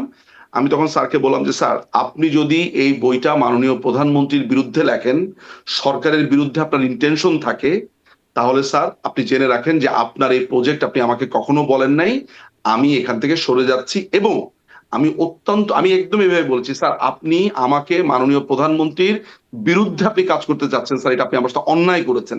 এইটা বলে আমি লাইনটা কেটে দিয়েছি। উনি 7বার 8বার ফোন দিয়েছে আমাকে, আমি ওনার ফোনটা সেই থেকে আজ অবধি ধরিনি। আমি করলাম কি, সাথে সাথে আমার পরিচিত সিকিউরিটি সার্ভিসের কয়েকজন ব্যক্তি ছিলেন আমার পরিচিত, আমি সাথে সাথে সেই ডিজিএফআই কে আমার সেই পরিচিতর মাধ্যমে, যেটা আমাদের আমাদের বড় ভাই, আমাদের বন্ধু বান্ধবরা আর্মির বিভিন্ন জায়গাতে আছে, আমি মাননীয় প্রধানমন্ত্রীর দপ্তরে জানিয়েছি, আমি সাথে সাথে ডিজিএফআই কে জানিয়েছি। সেই সময় ডিজিএফআই ইন্টারনাল অ্যাফেয়ার্স ব্যুরোর যিনি প্রধান ছিলেন, জেনারেল হামিদুল হক, তখন তিনি ব্রিগেডিয়ার ছিলেন, পরবর্তী সময় ডিজিএফআই চিফ হয়েছেন, আমি হামিদুল হক সাহেবকে নিজে বলেছি যে হামিদ ভাই এই কাজটা আপনার, পরবর্তীতে বলেছি তিনি যখন লন্ডনে এলেন যে হামিদ ভাই এই সুরেন্দ্র কুমার সিনহার এই কাজটা করেছে। আমি আরেকজন, উনার নামটা আমি বলবো না, উনি বিব্রত হন কিনা, তিনি তখন মেজর পদমর্যাদায় ছিলেন ওই সময়, যারা ডিজিএফআই তে, তাদেরকে আমি পরিষ্কার ভাবে জানিয়ে দিয়েছি যে সুরেন্দ্র কুমার সিনহা কি করতে যাচ্ছে এবং সুরেন্দ্র কুমার সিনহা দেশের বিরুদ্ধে ষড়যন্ত্র করতে মানে যাচ্ছে। তাকে সরানোর সুতরাং পেছনে আপনি যে আপনার এই কথাগুলো বলছেন, তথ্যগুলোর এটা ছিল সুরেন্দ্র কুমার সিনহার, এটা একটা প্রতারণা ছিল। এই ব্রোকেন ড্রিমস আপনি পড়ে দেখবেন, সমস্ত মিথ্যা কথাতে তার ভরপুর। এবং আমার সাথে যে লোকটা প্রতারণা করতে পারে, তিনি আমাকে এটাও বলেছিলেন যে বইটা যাতে আপনার অমর্ত্য সেন এটা প্রিফেস লিখে দেয়, সেটার জন্য যাতে ব্যবস্থা করি। তা আমাদের একটা লিঙ্ক ছিল অমর্ত্য সেনের কাছে পৌঁছানোর, যে অমর্ত্য সেন এটা করতে পারতেন। তো যখন মাননীয় প্রধানমন্ত্রী বঙ্গবন্ধু কন্যার বিরুদ্ধে এই ষড়যন্ত্রটা হবে, তখন আমি এইটা ডিজিএফআই কে এটা ফাঁস করে দিই। ঠিক ফলে আছে? জি তো যে লোকটা আমার সাথে প্রতারণা করতে পারে, সে জাতির সাথেও প্রতারণা করতে পারে। জি জি মানে সেটাই, যে আপনি তার কথাগুলো মিথ্যা প্রতারণা, আপনি যে ঠিক বলছেন, আপনি আমার কাছে বলছেন, কিন্তু সেটাও তো জাস্টিফাই করবার কোনো মেথড নাই, তাই না ব্যারিস্টার একই মজুমদার? একই একদম সঠিক কথা, আপনি একদম 100-100 পেয়েছেন।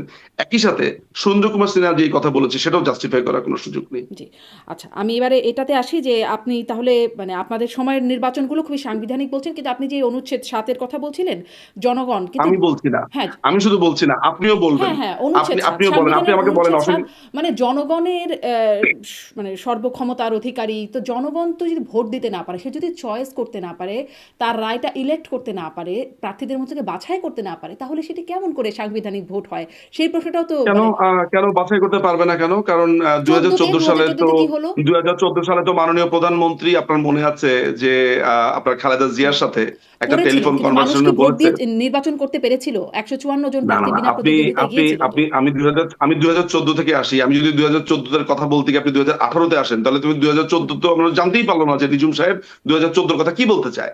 এখন আপনি আমাকে নির্ধারণ করেন যে আমি 2014 শেষ করে 18-তে আসবো, নাকি 2014 একটা লাইন বলার পর 18-তে আসবো, তাহলে কারণ আমি তো জাম্প করছি। 2014-তে মাননীয় প্রধানমন্ত্রী পরিষ্কার ভাবে তাকে বলেছেন যে দেখুন, আমরা সবাই মিলে চলেন একটা জাতীয় সরকার গঠন করি, আপনারও লোকজন থাকলো, আমারও থাকলো, জি, অন্যান্য দলের থাকলো, আমরা এগুলো সবাই ফ্যাক্ট একসাথে রেকর্ডেড, বসি। আমরা দেখেছি।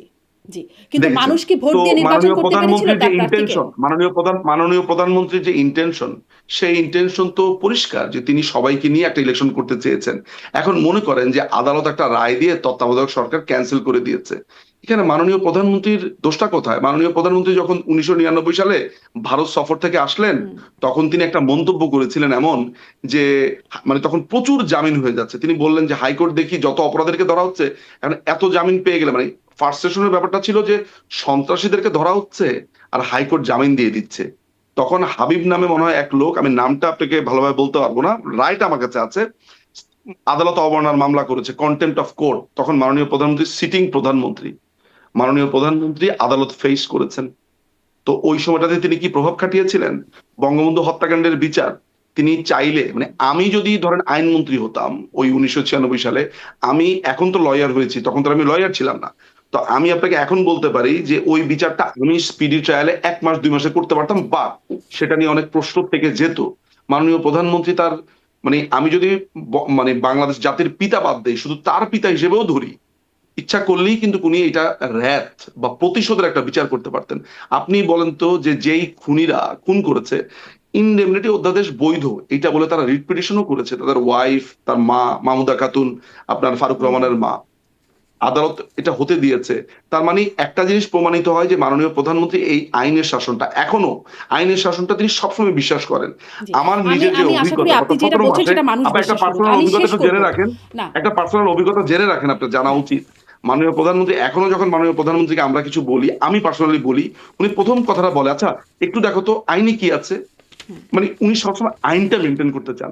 তাহলে একটা মানুষ আইনকে মেনটেন করতে গিয়ে তত্ত্বাবধায়ক সরকারটা তাকে বাধ্য হতে হয়েছে পার্লামেন্টে এটা উঠানোর জন্য। আপনি এটাতে অন্যায় কি দেখছেন? আমি তো বুঝলাম না আসলে। 2 মেয়াদে করতে পারার কথা মানে ছিল। সেটা আ মানে করেন নাই। কোনটা 2 মেয়াদে আরো কি করতে পারার মানে কথা? আদালতই বলে দিয়েছিল 2 মেয়াদে। যাই হোক, আমি আসলে ওই দুই বিশ্লেষণে গেলে মেয়াদ, হ্যাঁ, সারাক্ষণ ওই অনেক এই যে আলোচনায় আপনি যেতে হবে। আমাকে, না, এই যে আমি আপনি আমাকে, আমি এই যে আমি আপনি একটা শেষ করব। রায়কে ব্যারিস্টার টুইস্ট মজুমদার, করছেন এত আপা। বড় নো, অনুষ্ঠান কেউ দেখবে না। কেউ দেখবে না ব্যারিস্টার না, না, মজুমদার। এই আমাকে অনুষ্ঠান দেখার জন্য না। এই যে আপনি একটা টুইস্ট করলেন যে 2 মেয়াদে হওয়ার কথা ছিল। আমি আপনাকে পরিষ্কারভাবে বলেছি যে বিচারপতি খায়রুল হক বলেছেন যে 2 মেয়াদে হতে পারে, জুডিশিয়ারিকে জড়িত করা যাবে না। এখন জুডিশিয়ারিতে জড়িত না করলে তত্ত্বাবধায়ক সরকার সিস্টেমটাই তো থাকে না। কারণ তত্ত্বাবধায়ক সরকার সিস্টেমটাই হচ্ছে প্রধান বিচারপতি। হুম, তাহলে এখন বলেন, একটা লোক একদিকে একটা রায় দিয়ে বলছেন এই কথা, এটা কিভাবে হবে? ফলে এটাকে পুরোটাই ক্যান্সেল করতে হয়েছে। এখন বিচারপতির প্রধান তো বিচারপতি না অসীম পারলে ক্ষমতা আরো তো আছে রায় অপশন দেওয়া। ছিল, তাই না সংবিধানে? প্রধান এই বিচারপতি না অপশনটা পারলে। আলোচনা করার জন্যই তো মাননীয় প্রধানমন্ত্রী কথা বলতে চেয়েছিলেন। খালেদা জিয়া তো রাজি হন নাই, তিনি বলেছেন অনন্তকাল ধরে হরতাল চলবে, আপনার মনে নেই? খালেদা এখন জিয়া রাজি না আপনার হলে সাথে তিনি আমার একটা, বাস্তবায়ন করতেন। তার হাতে তো অপশন ছিল যে পরের অপশনে চলে যান। কিভাবে, এই যে এখন আপনি বলেছেন বাস্তবায়ন করতে, মাননীয় প্রধানমন্ত্রী যদি এখন সব দলকে না ডেকে বাস্তবায়ন করতেন, তখন বলতেন উনি এককভাবে করেছেন। এটা একটা জাতীয় ইস্যু, যা উনি ছিল সবাইকে তাই নিয়ে রেখে করতে দিতেন। চেয়েছেন। উনি মানে আন্দোলনটা তো ছিল তত্ত্বাবধায়ক কিভাবে সরকার রাখার রাখবেন, পক্ষে। কিভাবে রাখবেন? ওটা বাতিল করে দিয়েছে কোর্ট। আরে কি বলেন আপনি এগুলা? তাহলে কোর্ট কেন বলল যে 2 আশ্চর্য মেয়াদে রাখতে কথা। পারেন? কোর্ট কি না বুঝে বলেছিল? সে এইটাই, আরে বাপরে, আপনি নিজেও তো, আমি যতদূর জানি আপনি লয়ার স্টুডেন্ট, উনি বলেছেন যে 2 মেয়াদে হতে পারে, প্রোভাইডেড বিচারালয়কে যুক্ত করা যাবে না। হুম, তো একদিকে তার মানে হচ্ছে নতুন একটা সিস্টেম লঞ্চ করতে বলেছেন হুম, বিচারালয়কে। জি, এখন তত্ত্বাবধায়ক সরকারের প্রাণ ভ্রমরাই তো হচ্ছে বিচারালয়, অর্থাৎ অবসরপ্রাপ্ত প্রধান বিচারপতি হুম, খায়রুল হক নিজে, যেই ভদ্রলোক রায় দিচ্ছেন, সেই ভদ্রলোকই হতেন আসলে তত্ত্বাবধায়ক সরকারের প্রধান। হুম, তিনি নিজেই বলছেন যে তিনি এগুলাতে এই লাইনেই তিনি হাঁটবেন না। তাহলে সরকার কি করবে? সরকার এখন নতুন একটা সিস্টেমে তো যাবে, যাওয়ার জন্য তো একটা ইলেকশন হতে হবে, পার্লামেন্ট বসতে হবে। সেটার জন্য মাননীয় প্রধানমন্ত্রী সেই সময় আপনার খালেদা জিয়াকে বলেছেন, আসেন আমরা বসি, একটা সিস্টেম ডেভেলপ করে আমরা ইলেকশনটার দিকে আগাই। যেহেতু আমাদের তত্ত্বাবধায়ক সরকার সিস্টেমটা নাই, আপনাদের ভয় হচ্ছে যে আমরা পার্সিয়ালিটি করবো কিনা, ফলে চলেন সবাই মিলে আমরা সরকারে থাকি, সবাই মিলে ইলেকশনটা করি, এরপরে পার্লামেন্টে একটা নতুন সিস্টেম লঞ্চ করি। তো সেটা তো খালেদা জিয়া হতে দিল না। এই খালেদা জিয়া তত্ত্বাবধায়ক সরকারটা নষ্ট করেছে, বিচারপতিদের বয়স 2 বছর বাড়িয়ে। সব দোষ মাননীয় প্রধানমন্ত্রী শেখ হাসিনার। আপনি একটা না, বারের জন্য আমাকে বলেন তো যে আপনি একবারও এটার জন্য দোষী সাব্যস্ত করেছেন বিএনপি কে? একবারও দোষী সাব্যস্ত করছি না। আমি শুধু বলছিলাম মানুষ ভোট দিতে পারলো কোথায়? মানে সেটা আমার প্রশ্ন ছিল। মানুষ ভোট দিতে পারলো মানুষ ভোট কোথায়? দিতে এখন যদি মানুষের হাতে মানুষ যদি অপশন এখন কি ছিল? মানুষ যদি এখন এবারে না আমি আসে, আসলে অন্য এখন যদি প্রসঙ্গে একটা যাব। এই প্রসঙ্গে আমরা সারা দিন রাত 24 ঘন্টা কথা বলে মাসও কথা বলতে পারবো হয়তো। কিন্তু আমি সেই প্রসঙ্গে একটু যেতে চাই যে মানে সাবেক প্রধানমন্ত্রী পুত্র সজীব ওয়াজেদ জয় যে সম্প্রতি আল জাজিরাকে দেয়া বক্তব্যে যা বললেন যে এন্ড অফ হাসিনা এরা বললেন, এবং তিনি ওল্ড, শেখ হাসিনার বয়স হয়েছে, ওল্ড ওল্ড কথাটাই ব্যবহার করেছেন, এবং এরপরে বাংলাদেশের রাজনীতিতে রি এন্টার করবার সুযোগ হলে সেটি উইদাউট হাসিনা, এটাতেও তিনি বলেছেন হিয়া। কিন্তু শেখ হাসিনা যখন আবার এই কথাগুলো বললেন, 5 দফা দিলেন, জনসম্মুখে আসলেন, তখন তো তিনি এই বিষয়ে কিছু বললেন না। মানে জয় এটা কিভাবে বললেন, বা জয়ের কথা কি? আমি আপনাকে এই জিনিসটাকে বলবো যে আপনি একেবারে ওয়ার্ড টু ওয়ার্ড না নিয়ে জাস্ট এটাকে অ্যাজ এ হোল আপনি একটু দেখেন। সেটা হচ্ছে যে আমি আমার নলেজটা আপনার সাথে বা আমার হুম, জানাটা আমি শেয়ার করি। সেটা হচ্ছে যে মাননীয় প্রধানমন্ত্রী সাথে যখন এই ব্যাপারে কথা হয়েছে এর আগে, এটা গত বছর সামটাইমস ইন ফেব্রুয়ারি বা মার্চের সময় কথা হয়েছে, আপা বলেছে যে দেখো 2018 সালের ইলেকশনের 18 সালের ইলেকশনটা আমি করতে চাইনি। আমি উনি যেটা চেয়েছিলেন সেটা হচ্ছে তিনি অবসর নিবেন, অবসর নিয়ে তিনি টুঙ্গিপাড়ায় চলে যাবেন, উনি বইপত্র ওই মানে উনি সোজা কথা হচ্ছে যে বাবার ভিটাটাতে থাকবেন, এটা ওনার লাস্ট ইচ্ছা, উইশটা ছিল। তখন আমাদের দলের যারা নেতা কর্মী আছে তারা একেবারে রীতিমতো তারা অ্যাডামেন্ট যে তারা আপাকে যেতে দিবেন না, এবং স্বাভাবিকভাবে এখনো আমাদেরও একই অবস্থা নিয়ে আছে আসলে, সেটাতে আসছি। তখন তখন মানে উনি এটা ইন্টারনালি আলোচনার ভেতরে তখন অসম্ভব রকম ভাবে ওনাকে ঠেকিয়ে রাখা হয়েছে, উনি তখনই অবসর নেন। আচ্ছা, আমি আপনাকে এই কথাটা কেন বললাম, কারণ হচ্ছে যে উনি এটার প্রেক্ষাপট বিবেচনা করে এটা বলেছেন যে তিনি অবসর অনেক আগেই নিতে চেয়েছিলেন, পরবর্তী সময় ঘটনাচক্রে দলীয় নেতা হুম, কর্মীদের ভালোবাসায় চাপে উনাকে অনেকটা বাধ্য এখানে আসতে হয়েছে। হুম, আচ্ছা, সজীব জয় যে কথা বলেছেন সেই কথাটা বলেছেন যে জায়গা থেকে, এই জন্য আমি বলছি আপনি অ্যাজ এ হোল বুঝবেন আর কি। সেটা হয়েছে যে চোখের সামনে এত বড় একটা ঘটনা ঘটতে দেখেছেন, মাননীয় প্রধানমন্ত্রীর এখনো তিনি 18 থেকে 19 ঘন্টা ফোনে কথা বলেন, আমি পার্সোনাল নলেজ থেকে জানি বলে আমি আপনাকে বলছি। হুম, তো এই যে তার মা, এন্ড অফ দ্য ডেতে আমাদের কাছে প্রধানমন্ত্রী আপা আমরা বললো, সজীব জয়ের কাছে তার মা। সো স্বাভাবিকভাবেই তিনি হয়তোবা তিনি মনে করেন, তিনি ব্যক্তিগতভাবে মনে করেন যে তার মা, তার মায়ের জায়গা থেকে তিনি মনে করেন যে তার মার উপর দিয়ে এত বড় একটা ঘটনা গেছে, উনি টায়ার্ড, আমার মাকে আমি আর এই ট্রমা, এই কষ্ট, দেশ পরিচালনা, এই দেশের এই সমস্যা সেই সমস্যাতে একটা জায়গাতে আমি তাকে একটু রেহাই দিই, এরকম একটা জায়গা থেকে হয়তোবা সজীব জয় এই আলোচনাটা করতে পারে। কিন্তু একই দিকে এইটাও জেনে রাখেন যে সজীব জয় এইটাও, আপনি যদি তাকে ওই ওই হোস্ট জিজ্ঞেস করতেন যে এই সিদ্ধান্ত কিন্তু দলীয় ফোরামে হবে, এইটা সজীব জয়ের একটা উইশ হতে পারে, একটা চিন্তা হতে পারে, একটা ভাবনার জায়গা হতে পারে যে আমার মাকে আমি এইভাবে দেখতে চাই, বা আমার মা টায়ার্ড হয়ে গেছে আর না, এনাফ। আমি আমার মা হলে একইভাবেই চিন্তা করতাম, কিন্তু আমি আমার মাকে তো আর এইভাবে ধরেন আমার আমার আমার একেবারে মা, আমি জন্মদাতা মা তিনি আমার, আমি এইভাবে ভাবছি আমার মাকে নিয়ে। এখন আমার মাকে এই সিদ্ধান্তটা নিতে হলে তো একটা প্রসিডিংস এর ভেতর দিয়ে যেতে হবে দলীয় কারণ বাংলাদেশ আওয়ামী লীগ তো এমন না যে কলমের খোঁচা দিলাম হুম, অমুক সভাপতি তমুক সভাপতি, এমন না, একটা কাউন্সিলের মধ্যে দিয়ে আমরা হই। তো এই যে সজীব জয়ের এই ভাবনাটা, মার প্রতি তার এই যে হুম। মানে এই তিনি আবেগের প্রগাঢ় বশে বলেছেন, আহ্বান, বাস্তবিকতা বলেন নাই, আবেগের আবেগের বশে। মানে উনার যে চাওয়াটা, সেই চাওয়াটাকে আপনি একটা সাংগঠনিক বাস্তব হিসেবে ভাববেন না। হুম, এটা উনার চাওয়া, এটা উনি চাইতে পারেন তার মা বলে, বিকজ তার মাকে তিনি দেখছেন চোখের সামনে, তার সাফারিংস বা এভরিথিং, যে তিনি কত কষ্ট করছেন, এত কিছু করার পরও নানান ধরনের অপবাদ। ফলে এটা তো একটা চাওয়া। সাংগঠনিক ভাবে যখন সিদ্ধান্তটা আসবে বা হয় কখনো, তখন আমার মনে হয় আমরা এগুলো নিয়ে এইভাবে বলতে পারবো। এটাকে আমি একটা ছেলের মার প্রতি ভালোবাসা, আহ্বান, আবেগের জায়গা আমি বলতে মানে স্বাচ্ছন্দ্য বোধ করি।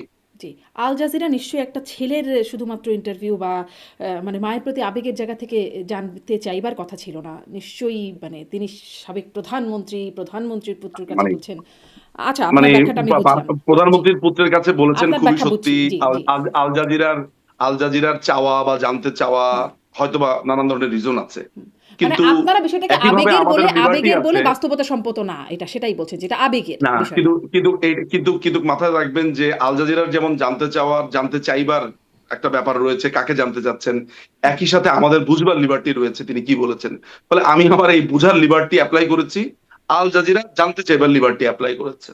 জি। আর সবাই আসলে শিরোনাম করেছে এন্ড অফ হাসিনা এরা এই বিষয়টাই। ফলে এটা একটা খুবই এইটা তো হচ্ছে চমকদার যে সাকিব ফিরে এলেন, পরে দেখা যাচ্ছে হ্যান্ডবল প্লেয়ার সাকিব ফিরে এলেন। সো আপনার না, আপনার কিন্তু এটা তো পত্রিকার তার মুখ যেসব থেকে এসেছে এন্ড অফ হাসিনা এরা না না। না না না না, একটা কথা মাথায় রাখবেন আপনি যে না, এন্ড অফ হাসিনা এরা, এখানে এন্ড অফ হাসিনা এরা তারা কখন বলতে পারবে? সজীব ওয়াজেদ জয় যদি বলে যে আমার মা থাকবেন না, হুম, এইটা উনার উইশফুল থিঙ্কিং তো এন্ড অফ হাসিনা এরা হতে পারে না। হাসিনা এরা হতে পারে তখন যখন সাংগঠনিক ভাবে সিদ্ধান্ত হবে। তো এইটা কি পত্রিকালারা বোঝে না? হুম। তো পত্রিকালারা তো এইভাবে চটকদার ভাবে বলে যে আপনার জয়ার গোয়াতে উৎসব, তো মানুষজন বলছে কি অশ্লীল, কি ভয়ঙ্কর কথাবার্তা। পরে জানা গেল যে গোয়া নামে একটা জায়গা আছে ইন্ডিয়ার, সেই উৎসবে আপনার জয়া যাচ্ছেন। তো সবকিছু বোঝার একটা একটা জায়গা আছে, যে চটকদার সাংবাদিকরা একটা কথা বলে, হুম। সেইটা সাকিব ফিরে এলেন, সরাসরি তিনি মুখে বাংলাদেশ বলে যাচ্ছেন। দিচ্ছেন আর দোষটা হচ্ছে চটকদার সাংবাদিকদের। তিনি একদম না, আমি প্রকাশ্যে বললেন আমি তার বলে মা দিচ্ছি কি, ওল্ড। এই প্রথম আলোর মতো পত্রিকা এটা রিপোর্ট করেছে, আমার হুম, কাছে সেটা আছেও। জি, তো সাংবাদিকরা বলছে যে জি। কিন্তু সাকিব ফিরে এলেন, তো ওরা জানে একদম না একটা যে ভিডিও। সাকিব নিয়ে ওরা কি কি বুঝাতে জি, চাচ্ছে। একদম মানুষ এখন ভিডিও সাকিবের সাক্ষাৎকার কথা ছিল বলতে কেমন ব্যাসানুজ্জ্বল সাকিবের কথা বলে, মজুমদার। একদম পরে দেখা ভিডিও যাবে যে সাক্ষাৎকার হ্যান্ডবল ছিল। খেলোয়াড় সাকিব। হুম। হ্যাঁ, একদম ভিডিও সেটাই। সাক্ষাৎকার ছিল সেখানে এন্ড অফ হাসিনা এরা তার মা ওল্ড এবং তাকে তার মা নেক্সট টাইমে যখন আপনাকে তো আমি বাংলাদেশে আবারও এন্টার বলেছি করবে। যে উনার সজীব ওয়াজেদ জয় যেটা বলেছেন সেটা তো এটা একটা ভাবনা, এটা একটা প্রত্যাশার জায়গা, কিন্তু সেটা তো সাংগঠনিক ভাবে যদি বলতো তাহলে এন্ড অফ হাসিনা এরা হতো। আপনি ভবিষ্যৎ আপনাকে বলে দিবে কি হচ্ছে, আমি জি, আপনাকে বলছি। জি।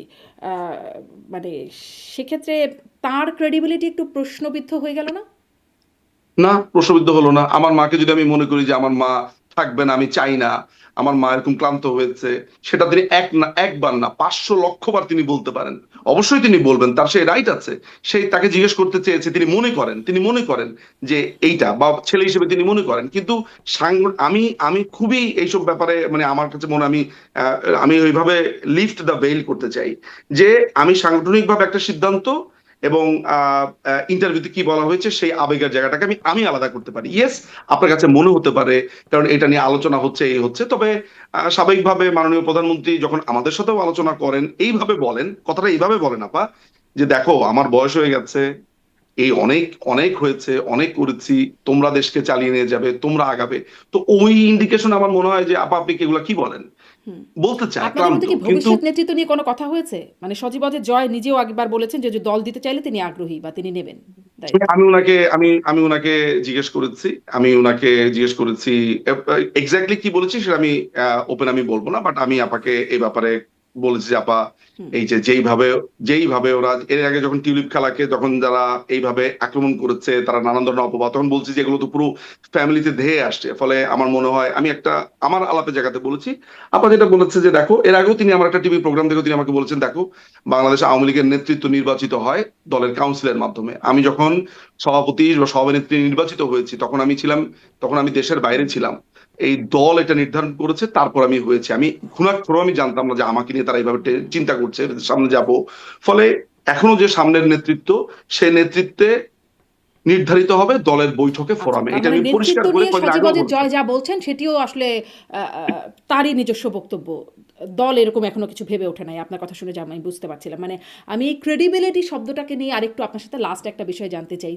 আপনার সাথেও একবার কথা হয়েছিল যেটি নিয়ে বেশ ওই ক্লিপটা বেশ সামাজিক যোগাযোগ মাধ্যমে ঘুরেও বেরিয়েছে যে আহ, উম, সাবেক প্রধানমন্ত্রীর সেই সময়ে তাপস মানে দক্ষিণের মেয়রের সাথে যে কথা হচ্ছে লেথাল ওয়েপন ব্যবহারের, আমি একটা অডিও ক্লিপ শোনাচ্ছিলাম, আপনি বলছিলেন আপনার চাচির কণ্ঠস্বরের মতো মনে হচ্ছে। জয় তখন বলেছিলেন, পরবর্তীতে যখন বিবিসি ক্লেম করেছিল যে তারা এটাকে মানে রিপোর্টটা চেক করেছে, মানে ভয়েস ক্লিপটা চেক করেছে, জয় বলছিলেন যে এটি হলি আর্টিজানের ঘটনা। আর হলি আর্টিজানে তখন প্রধানমন্ত্রী হিসেবে নির্দেশনা দিচ্ছিলেন লেথাল ওয়েপন ব্যবহারের। আওয়ামী লীগ তার অফিসিয়াল ফেসবুক পেজে বিবৃতি দিয়ে বলল এটা এআই। আর পরবর্তীতে শেখ হাসিনা আন্তর্জাতিক গণমাধ্যমে যখন সাক্ষাৎকার দিলেন তখন বললেন টেকেন আউট অফ কনটেক্সট, মানে অনেকগুলো বক্তব্য। আপনাদের ক্রেডিবিলিটি একটু অসুবিধাজনক অবস্থায় না? কিরকম বলেন আমাকে। বললাম তো, আপনি বললেন চাচির কণ্ঠ, জয় বললেন হলি আর্টিজান, আওয়ামী লীগ বলল এআই, শেখ হাসিনা বললেন taken out of context. Credibility crisis নাই কি? এই এই এই এই যে আপনি কথাটা বললেন, এই কথার মধ্যে আপনি প্রথম একটা ভুল ইনফরমেশন দিয়েছেন। কথা কিভাবে চেঞ্জ হয় এটা হচ্ছে তার একটা উদাহরণ। আপনি যখন আমাকে একটা ভয়েস শোনালেন, আমি বলেছি যে আমি এক্স্যাক্টলি জানি না এটা কার কণ্ঠ, বাট কণ্ঠটা শুনে মানে আমি মজা করে বলেছি এটা তো আমার চাচির কণ্ঠে, এক হুম চাচির কণ্ঠের মতো মনে হয়। হুম মনে হয়, আমি কিন্তু বলি নাই যেটা আমার চাচির হুম কণ্ঠ। হুম এরপরে আমি আমি তখন করেছি কি, আরেকটা কনভারসেশন বের করে বলেছি এটা আপনার কণ্ঠ। হুম আপনি তখন বুঝেছেন যে আমি মজা করছি, আপনি জানেন সেটা কি আছে। সো আপনি আমাকে প্রথমে একটা ভুল ইনফরমেশন দিলেন হুম যে আমি বলেছি চাচির কণ্ঠ। না, আমি চাচির কণ্ঠ বলিনি। চাচির কণ্ঠ আমি হয়তো মনে পরিষ্কার হয় করে বলছিলেন আমি আপনি, আমি হ্যাঁ পরিষ্কার করে বলেছি, একদম। আমি বলি, আমি পরিষ্কার করে বলেছি যে এটা আমার কাছে এরকম মনে হয়। হুম অর্থাৎ আমি আপনাকে বারবারই বলেছি যে এটা আদালতে টেস্ট করতে, এটা হুম আদালতে না, এটা হচ্ছে যে আপনার ল্যাবে টেস্ট করতে হবে, এটা করতে হবে। এই ঘটনার পরে মাননীয় প্রধানমন্ত্রী যদি আউট অফ কনটেক্সট বলে বা যদি এইটা নিয়ে কোনো কথা বলে, আমি আসলে ওই কনভারসেশনটা শুনিনি। যদি তিনি এটা বলেও থাকেন, মজার ব্যাপার হচ্ছে যে মাননীয় প্রধানমন্ত্রী যদি একটা কোনো বক্তব্য দেনও, এবং তিনি যখন বলেছেন যে তিনি আসলে এই লেথাল, উনি তো এটা বলেছেন পরিষ্কারভাবে, আপনি জানেন যে তিনি এই ধরনের কোনো কথা বলেনই নাই এবং তার কথা কাটছাট করে ব্যবহার করা হয়েছে। আমি যদি আমার তখনকার যে আলাপটা, সেই আলাপটার পরবর্তী সেগমেন্টই তো এইটা, তাহলে তো কথা একই দাঁড়ালো। মাননীয় প্রধানমন্ত্রী আপনার লেথাল উইপন ইউজ করতে বলেন নাই। আমি বলেছি যে এই লেথাল উইপনের যে কনভারসেশন, সেই কনভারসেশন ল্যাবে টেস্টের আগ পর্যন্ত আমি এটা বিশ্বাস করতে রাজি না। তিনি বলেন নাই যে তো এই ধরনের ল্যাবে কথা তিনি টেস্টের বলেন ল্যাবে নাই? ল্যাবে টেস্টের এই ল্যাবে ধরনের ল্যাব কথা টেস্টের তিনি বদলে বলেন ল্যাব নাই। টেস্টের আমি বলি, এইরকম কথা শেখ হাসিনা বলেন নাই, তিনি বলেছেন এটি টেকেন আউট অফ কনটেক্সট, মানে তার বক্তব্যের আমি আমি কনটেক্সটের আমি বাইরে থেকে আপনাকে নেয়া। বলি একটু, আমাকে, হ্যাঁ, আমাকে আমার আর্গুমেন্টটা মেক করতে দেন। সেটা হচ্ছে যে আমাকে যখন আপনি একটা কনভারসেশন এনে দেবেন, সেই কনভারসেশনটা আমি যদি আপনাকে বলি যে এটা মাননীয় প্রধানমন্ত্রীর গলা, আপনি তো অত্যন্ত স্মার্ট একজন মানুষ, আপনি আমাকে ধুম করে একটা প্রশ্ন করে বসবেন। আপনি কেমনে বুঝলেন? একজন লয়ার হিসেবে আপনার তো টেস্ট করা ছাড়া এটা সিউরিটি দেওয়ারও কথা না, বলতে পারলেন কেমনে? তখন আমি কি করব? এই জন্য আমি সবচাইতে বেস্ট যেটা অ্যাজ এ লয়ার হিসেবে, অ্যাজ এ লয়ার কথাটা এই কারণে বলছি, কারণ আমি তো আর একক এখন সত্তা না। আমি যদি আজকে অন্য একটা প্রফেশনে থাকতাম, তখন আমার সামান্যটা মিস্টেকও হুম আপনি ওভারলুক করতেন, কিন্তু আমি তো সতর্কভাবে বলতে হবে যখন ব্যাপারটা আইনি। এই কারণেই বারবার শব্দটা বলেছি যে অ্যাজ এ লয়ার, যে একটা কনভারসেশন আপনি এনে দিলে আমি সেই কনভারসেশনটা চাবো হচ্ছে প্রপার অথরিটি, প্রপার ওয়েতে সেটা আসুক, এটা কার। হুম সেই কারণে ওপেন একটা মাধ্যমে আপনার মতো আপনার প্রোগ্রামের মতো একটা প্রোগ্রামে আমি তখন ব্যাপারটাকে এইভাবে নিয়েছি, হুইচ ইজ অ্যাবসলিউটলি কারেক্ট আমার কাছে মনে হয়েছে। মজা করে বলেছি যে হুম চাচির কণ্ঠের মতো মনে হয়। তো পরবর্তী সময়, অর্থাৎ আপনার এই প্রোগ্রামের পরে যদি মাননীয় প্রধানমন্ত্রী নিজে রেকগনাইজ করেন যে এই কণ্ঠটা তার, তিনি যদি বলেন এই কণ্ঠটা তার, এবং একই সাথে তিনি বলেন যে তিনি এই ধরনের কোনো কথা বলেন নাই, তাহলে আমার যে আগের পজিশনটা ছিল ল্যাবের টেস্টের ব্যাপারটা, সেটা থেকে আমি সরে আসতে পারি। যে আমি কিন্তু এটা আপনাকে বলে রাখছি যে হুম মাননীয় প্রধানমন্ত্রী যে এটা বলেছে এটা আমি শুনি নাই আসলে। মানে তিনি এটা শুনলে আমি সাক্ষাৎকার, আরো ওই যে ভালোভাবে বিদেশি আপনাকে বলতে পারতাম। গণমাধ্যমগুলোতে সাক্ষাৎকারে তিনি বলেছেন হ্যাঁ, টেকেন আউট আমি অফ আমি আমি কনটেক্সট। আমি হুম শুনি নাই, কিন্তু আমি ধরে নিচ্ছি যে আপনি তো ভুল রেফারেন্স দিবেন না, আমি ওই অর্থে ধরে নিচ্ছি যে হ্যাঁ, আপনার কথা কারেক্ট। আমি শুনি নাই, বাট এখানে আমি কথা তর্ক হুম বাড়াবো না, আমি ধরে নিচ্ছি যে আপনার কথা কারেক্ট। সো মাননীয় প্রধানমন্ত্রী যদি এটা বলে থাকেন যে আমি আসলে ওই কনটেক্সটে বলি নাই বা ওই কনটেক্সটে বলেছি, তাহলে সেটা তো আপনি বিশ্বাস করছেন না। আপনি বিশ্বাস করছেন যে উনি লেথাল ইউজ করতে বলেছেন। অর্থাৎ আমরা একটা মানুষের এইটা বিশ্বাস করছি যে এই কনভারসেশন তার, আবার ওই কনভারসেশনের মধ্যে তিনি ওইটা বলছেন যে এটা আমি ওইভাবে বলি নাই, সেটা বিশ্বাস করছেন না। অর্থাৎ যেটা আপনার জন্য কনভেনিয়েন্ট আপনি সেটা বিশ্বাস করছেন, যেটা আপনার জন্য কনভেনিয়েন্ট না সেটা আপনি বিশ্বাস করছেন না। না, না, তো আমি এই আসলে কারণে আমি আমি আপনাকে, আসলে কিছু বিশ্বাস আর অবিশ্বাসের প্রসঙ্গটা তুলছি না। আমি জাস্ট আপনাদের কাছ থেকে জানতে চাওয়ার পরে আপনাদের যা প্রতিক্রিয়া, বা ও গণমাধ্যমগুলো আচ্ছা, জানতে আর চাওয়ার আপনি পরে যে বলেছেন যে প্রতিক্রিয়া। এআই দিয়ে তৈরি। হ্যাঁ, হ্যাঁ, এটি এবার বলেছে এবার কে? বলা এটি হয়েছে বলেছে যে আওয়ামী লীগের অফিসিয়াল ফেসবুক পেজ থেকে বলা হয়েছে এটা এআই দিয়ে এআই তৈরি। থেকে তৈরি, সেটা আমি আপনাকে সজীব জয় বলছি। কি বলেছেন? হ্যাঁ, এটা বলেছিলেন আমি জানি। যে না হলি না, এটা আর্টিজান, আমি পরে অবশ্য এটা আমি সরিয়েও বলছি। ফেলেছিলেন। ওই হ্যাঁ ওই দুটো ওই দুটো অ্যান্সার আমি আপনাকে করছি। আমি তো আপনাকে ক্লিয়ার করলাম আমার বক্তব্য আর আপার বক্তব্য, বাকিটাকে হচ্ছে আওয়ামী লীগের পেজ থেকে এআই বলেছে, আর সজীব জয় বলেছে এইটা গুলশানের হলি আপনার আর্টিজান। কথা। সো আমি আপনাকে এইটা বলে রাখি, সেটা হচ্ছে যে মাননীয় প্রধানমন্ত্রীর এই পর্যন্ত উনার নামে ছাড়া অনেক কনভারসেশনে যেটা হয়েছে, এআই দিয়ে একটা কনভারসেশনের মধ্যে নানান টাইপের আমরা আলামত পেয়েছি যে এখানে এআই এর আলামত আছে। তো মাননীয় প্রধানমন্ত্রী নিজে যখন এই বক্তব্যটা দিয়েছেন, তার আগেই কিন্তু আওয়ামী লীগের অফিস থেকে এটা দাবি করা হয়েছে, কারণ অতীতে এই কাজটা করা হয়েছে, সেইটাকে স্ট্যান্ডার্ডটাকে ধরে। নাম্বার ওয়ান, আশা করি উত্তরটা পেয়েছেন। আর সজীব জয় যে কথাটা বলেছেন, সেই কথাটা আমি আসলে দেখি নাই। তিনি হয়তোবা থাকে না যে একটা কনভারসেশন, সেটা উনি মিস আন্ডারস্ট্যান্ড করেছেন যে এইটা ওইটা, পরবর্তী সময় তিনি তার এই হুম লেখাটা মুছে দিয়েছেন। হুম হুম। অর্থাৎ তিনি তার এই কথাটা যেটা বলেছেন, তিনি ভুল বুঝতে পেরেছেন যে না, তিনি ভুল বুঝেছেন। সো আমরা একটা হিউম্যান এররকে একটা রেফারেন্স হিসেবে মনে হয় না নিতে পারি। জি, মানে এই জন্যই জিজ্ঞাসা করছিলাম, এতগুলো হিউম্যান এরর তাহলে ক্রেডিবিলিটির ক্রাইসিস হয়ে যায় কেন? এতগুলো হিউম্যান এরর কোথায় হলো? কোথায় হলো? এআই দিয়ে হয়েছে, আওয়ামী লীগ পেজ তাই লেগেছে এআই, কারণ অনেকবার তার এই বক্তব্যটা এআই দিয়ে এসেছে, সেই কারণে লেগেছে। আর মাননীয় আমি যেটা বলেছি সেটা তো আর হিউম্যান এররের কিছু না না। আমি তো আপনাকে সঠিক কথা বলেছি, তো জি, এখানে আপনি এতগুলো এরর কোথায় না পেলেন? আপনার কথা শুনে আপনার চাচির মতো মনে হচ্ছে। শেখ হাসিনার কণ্ঠ কিন্তু আপনার মনে হয় নাই। আপনার মনে হচ্ছে আপনার চাচির কণ্ঠ। আমার আমার আমার শেখ আমার হাসিনার কাছে কণ্ঠ যদি আপনার মনে কোনো হয় নাই। একটা কণ্ঠ, মানে আওয়ামী আমি লীগের মনে আপনাকে হলো বলেছি, এআই, সজীবদের জয়ের মনে হলো হলিউডিজমের ঘটনা, এই আর যে শেখ কিছুক্ষণ হাসিনার মনে আগে, হলো আউট অফ এই যে কনটেক্সট। এই মানে যে কিছুক্ষণ আগে আপনার প্রোগ্রামে অ্যাটেন্ড করার আগে, একটা কনভারসেশন আমরা শুনছিলাম, আমি আমার ভাগ্নে। তো আমার ভাগ্নে আমাকে বলছে যে এইটা শেষ করবেন। এইটা প্রধানমন্ত্রীর গলার মতো লাগছে না, আমাকে বলছে। আমি বলছি, পাগল নাকি, এটা প্রধানমন্ত্রীর গলা কোত্থেকে হবে? পরে দেখা গেল যে একজন অ্যাক্ট্রেস কথা বলছে, মানে পরে ওই ইটা এসছে, এই কিছুক্ষণ আগের ঘটনা। হুম হুম সুতরাং একটা কণ্ঠস্বর শুনে আমার কাছে যদি মনে হয় এটা আমার চাচির মতো গলা, হুম তাহলে আমি কি বলবো, এইটা শারমিন আপার মতো গলা? হুম। মানে আপনি কি শেখ হাসিনার আশ্চর্য! সাথে এত কথা বলেন, কিন্তু শেখ হাসিনার কণ্ঠস্বর হ্যাঁ, শুনে আপনার কাছে চাচির এই মতোই কারণে তো মনে আরো হচ্ছে। বেশি আমার কথা আপনি হুম ক্রেডিবল হিসেবে নিবেন। কারণ এই কারণেই তো আমার কথা আপনি আরো ক্রেডিবল হিসেবে জি নিবেন যে মাননীয় প্রধানমন্ত্রীর সাথে আমার কথা হওয়ার পরেও আমি এবং ওনার কণ্ঠস্বর চিনতে পারছি না। জি, নিশ্চয়ই। মানে আপনার কথা বা তার এই মানে কোথাও ঘাপলা আছে। কথোপকথনগুলো জনগণের কাছে কতটা ক্রেডিবল হলো, আমার দর্শকদের কাছে অন্তত কতটা ক্রেডিবল হলো। জনগণটা কে? ওই দর্শক। জনগণ কি আমি হচ্ছে জনগণ শুধু ঐতিহ্য আওয়ামী লীগ বললাম। বিরোধীরাই জনগণ, নাকি জনগণ যারা ঐতিহ্য বিশ্বাস বলব। করে তারা আমি জনগণ? জনগণের শব্দটা, নাকি আমরা যারা বিশ্বাস করি না আমরাও জনগণ? হ্যাঁ, নিশ্চয়ই জনগণ আমরা সবাই। কিন্তু আমি বলছি আমি দর্শকদের যারা দেখছেন তাদের আসলে কতটা ক্রেডিবল সেই মনে হলো সেটা দর্শকরা কি নিশ্চয়ই কোনো সুনির্দিষ্ট তারাও। দর্শক আছে? যেই দর্শকরা বলছেন যে এইটা মাননীয় প্রধানমন্ত্রী শেখ হাসিনার গলা, তারাই কি জনগণ, নাকি যারা এটাকে আমি জনগণকে ডিসেন্ট সেই কথায় করছেন? আর যাচ্ছি না। দর্শক যারা দেখবেন আরকি, তারা তাদের দর্শক কাছে তো, কতটা দর্শকের ক্রেডিবল মধ্যে আছে পাচ্ছেন। না যে জি। অনেকে বিশ্বাস করে না, তাদেরটা আপনি নেন। নিশ্চয়ই আছে, আমিও তো দর্শক। নিশ্চয়ই আছে। আপনি তাহলে দেখলে সেটা আপনিও আপনি নেন। দর্শক। আমার তো আর নেয়ার কিছু নাই। দর্শকদের কাছে মনে হলেই হলো। সেটা আর আমার নতুন করে নেবার না, কিছু নাই। না, এটা আবার একটা সবকিছু ভুল কি আর কথা। আমাকে অ্যাকনলেজ করে নিতে হবে? না, না, না, না, না, না, না, না, আপা, কোনো একটা স্ক্যান্ডাল হলো। সেই স্ক্যান্ডালে পাবলিক মনে করছে যে এই স্ক্যান্ডালের যাকে হালকা দেখা যাচ্ছে এটা শারমিন চৌধুরী। অথচ আপনি ওইটার কাছে ধারে কয়েকশো হাজার মাইলের মধ্যে নাই। তাহলে আমাকে এই জনগণের পারসেপশন মেনে নিতে হবে? নিশ্চয়ই না। না, সেটা আমরা তো না। দেখেছি রুমিন ফারহানার ছবি বলে, শামা ওবায়দের ছবি বলে আমরা অনেকগুলো ক্লিপ দেখেছি। হুম হুম এখন উনারা প্রকাশ্যে এসে বলছেন এগুলো আমরা না। এখন আমাকে এটা মেনে নিতে হবে যে পারসেপশনটা আমাকে মানবো, নাকি জি জি যার জি জি। বিরুদ্ধে বলা হচ্ছে এই তার জন্যই তো স্টেটমেন্ট আমরা মানবো? আপনাদের কাছে জিজ্ঞাসা করি। আপনাদের কাছ থেকে যখন রাইট। নানান রকম উত্তর আসে, তখনই আসলে কনফিউশন বা আবারও আবার স্বাভাবিক। জিজ্ঞাসা করি। এই আবার জিজ্ঞাসা মত করি। তো থাকবেই, জি, দ্বিমত আর সেটাই মত আবার তো থাকবেই। জিজ্ঞাসা করি। এখন দর্শকদের কাছে কেমন মনে হবে সেটা দর্শকরাও নিশ্চয়ই জানাবেন। অনেক ধন্যবাদ ব্যারিস্টার নিজুম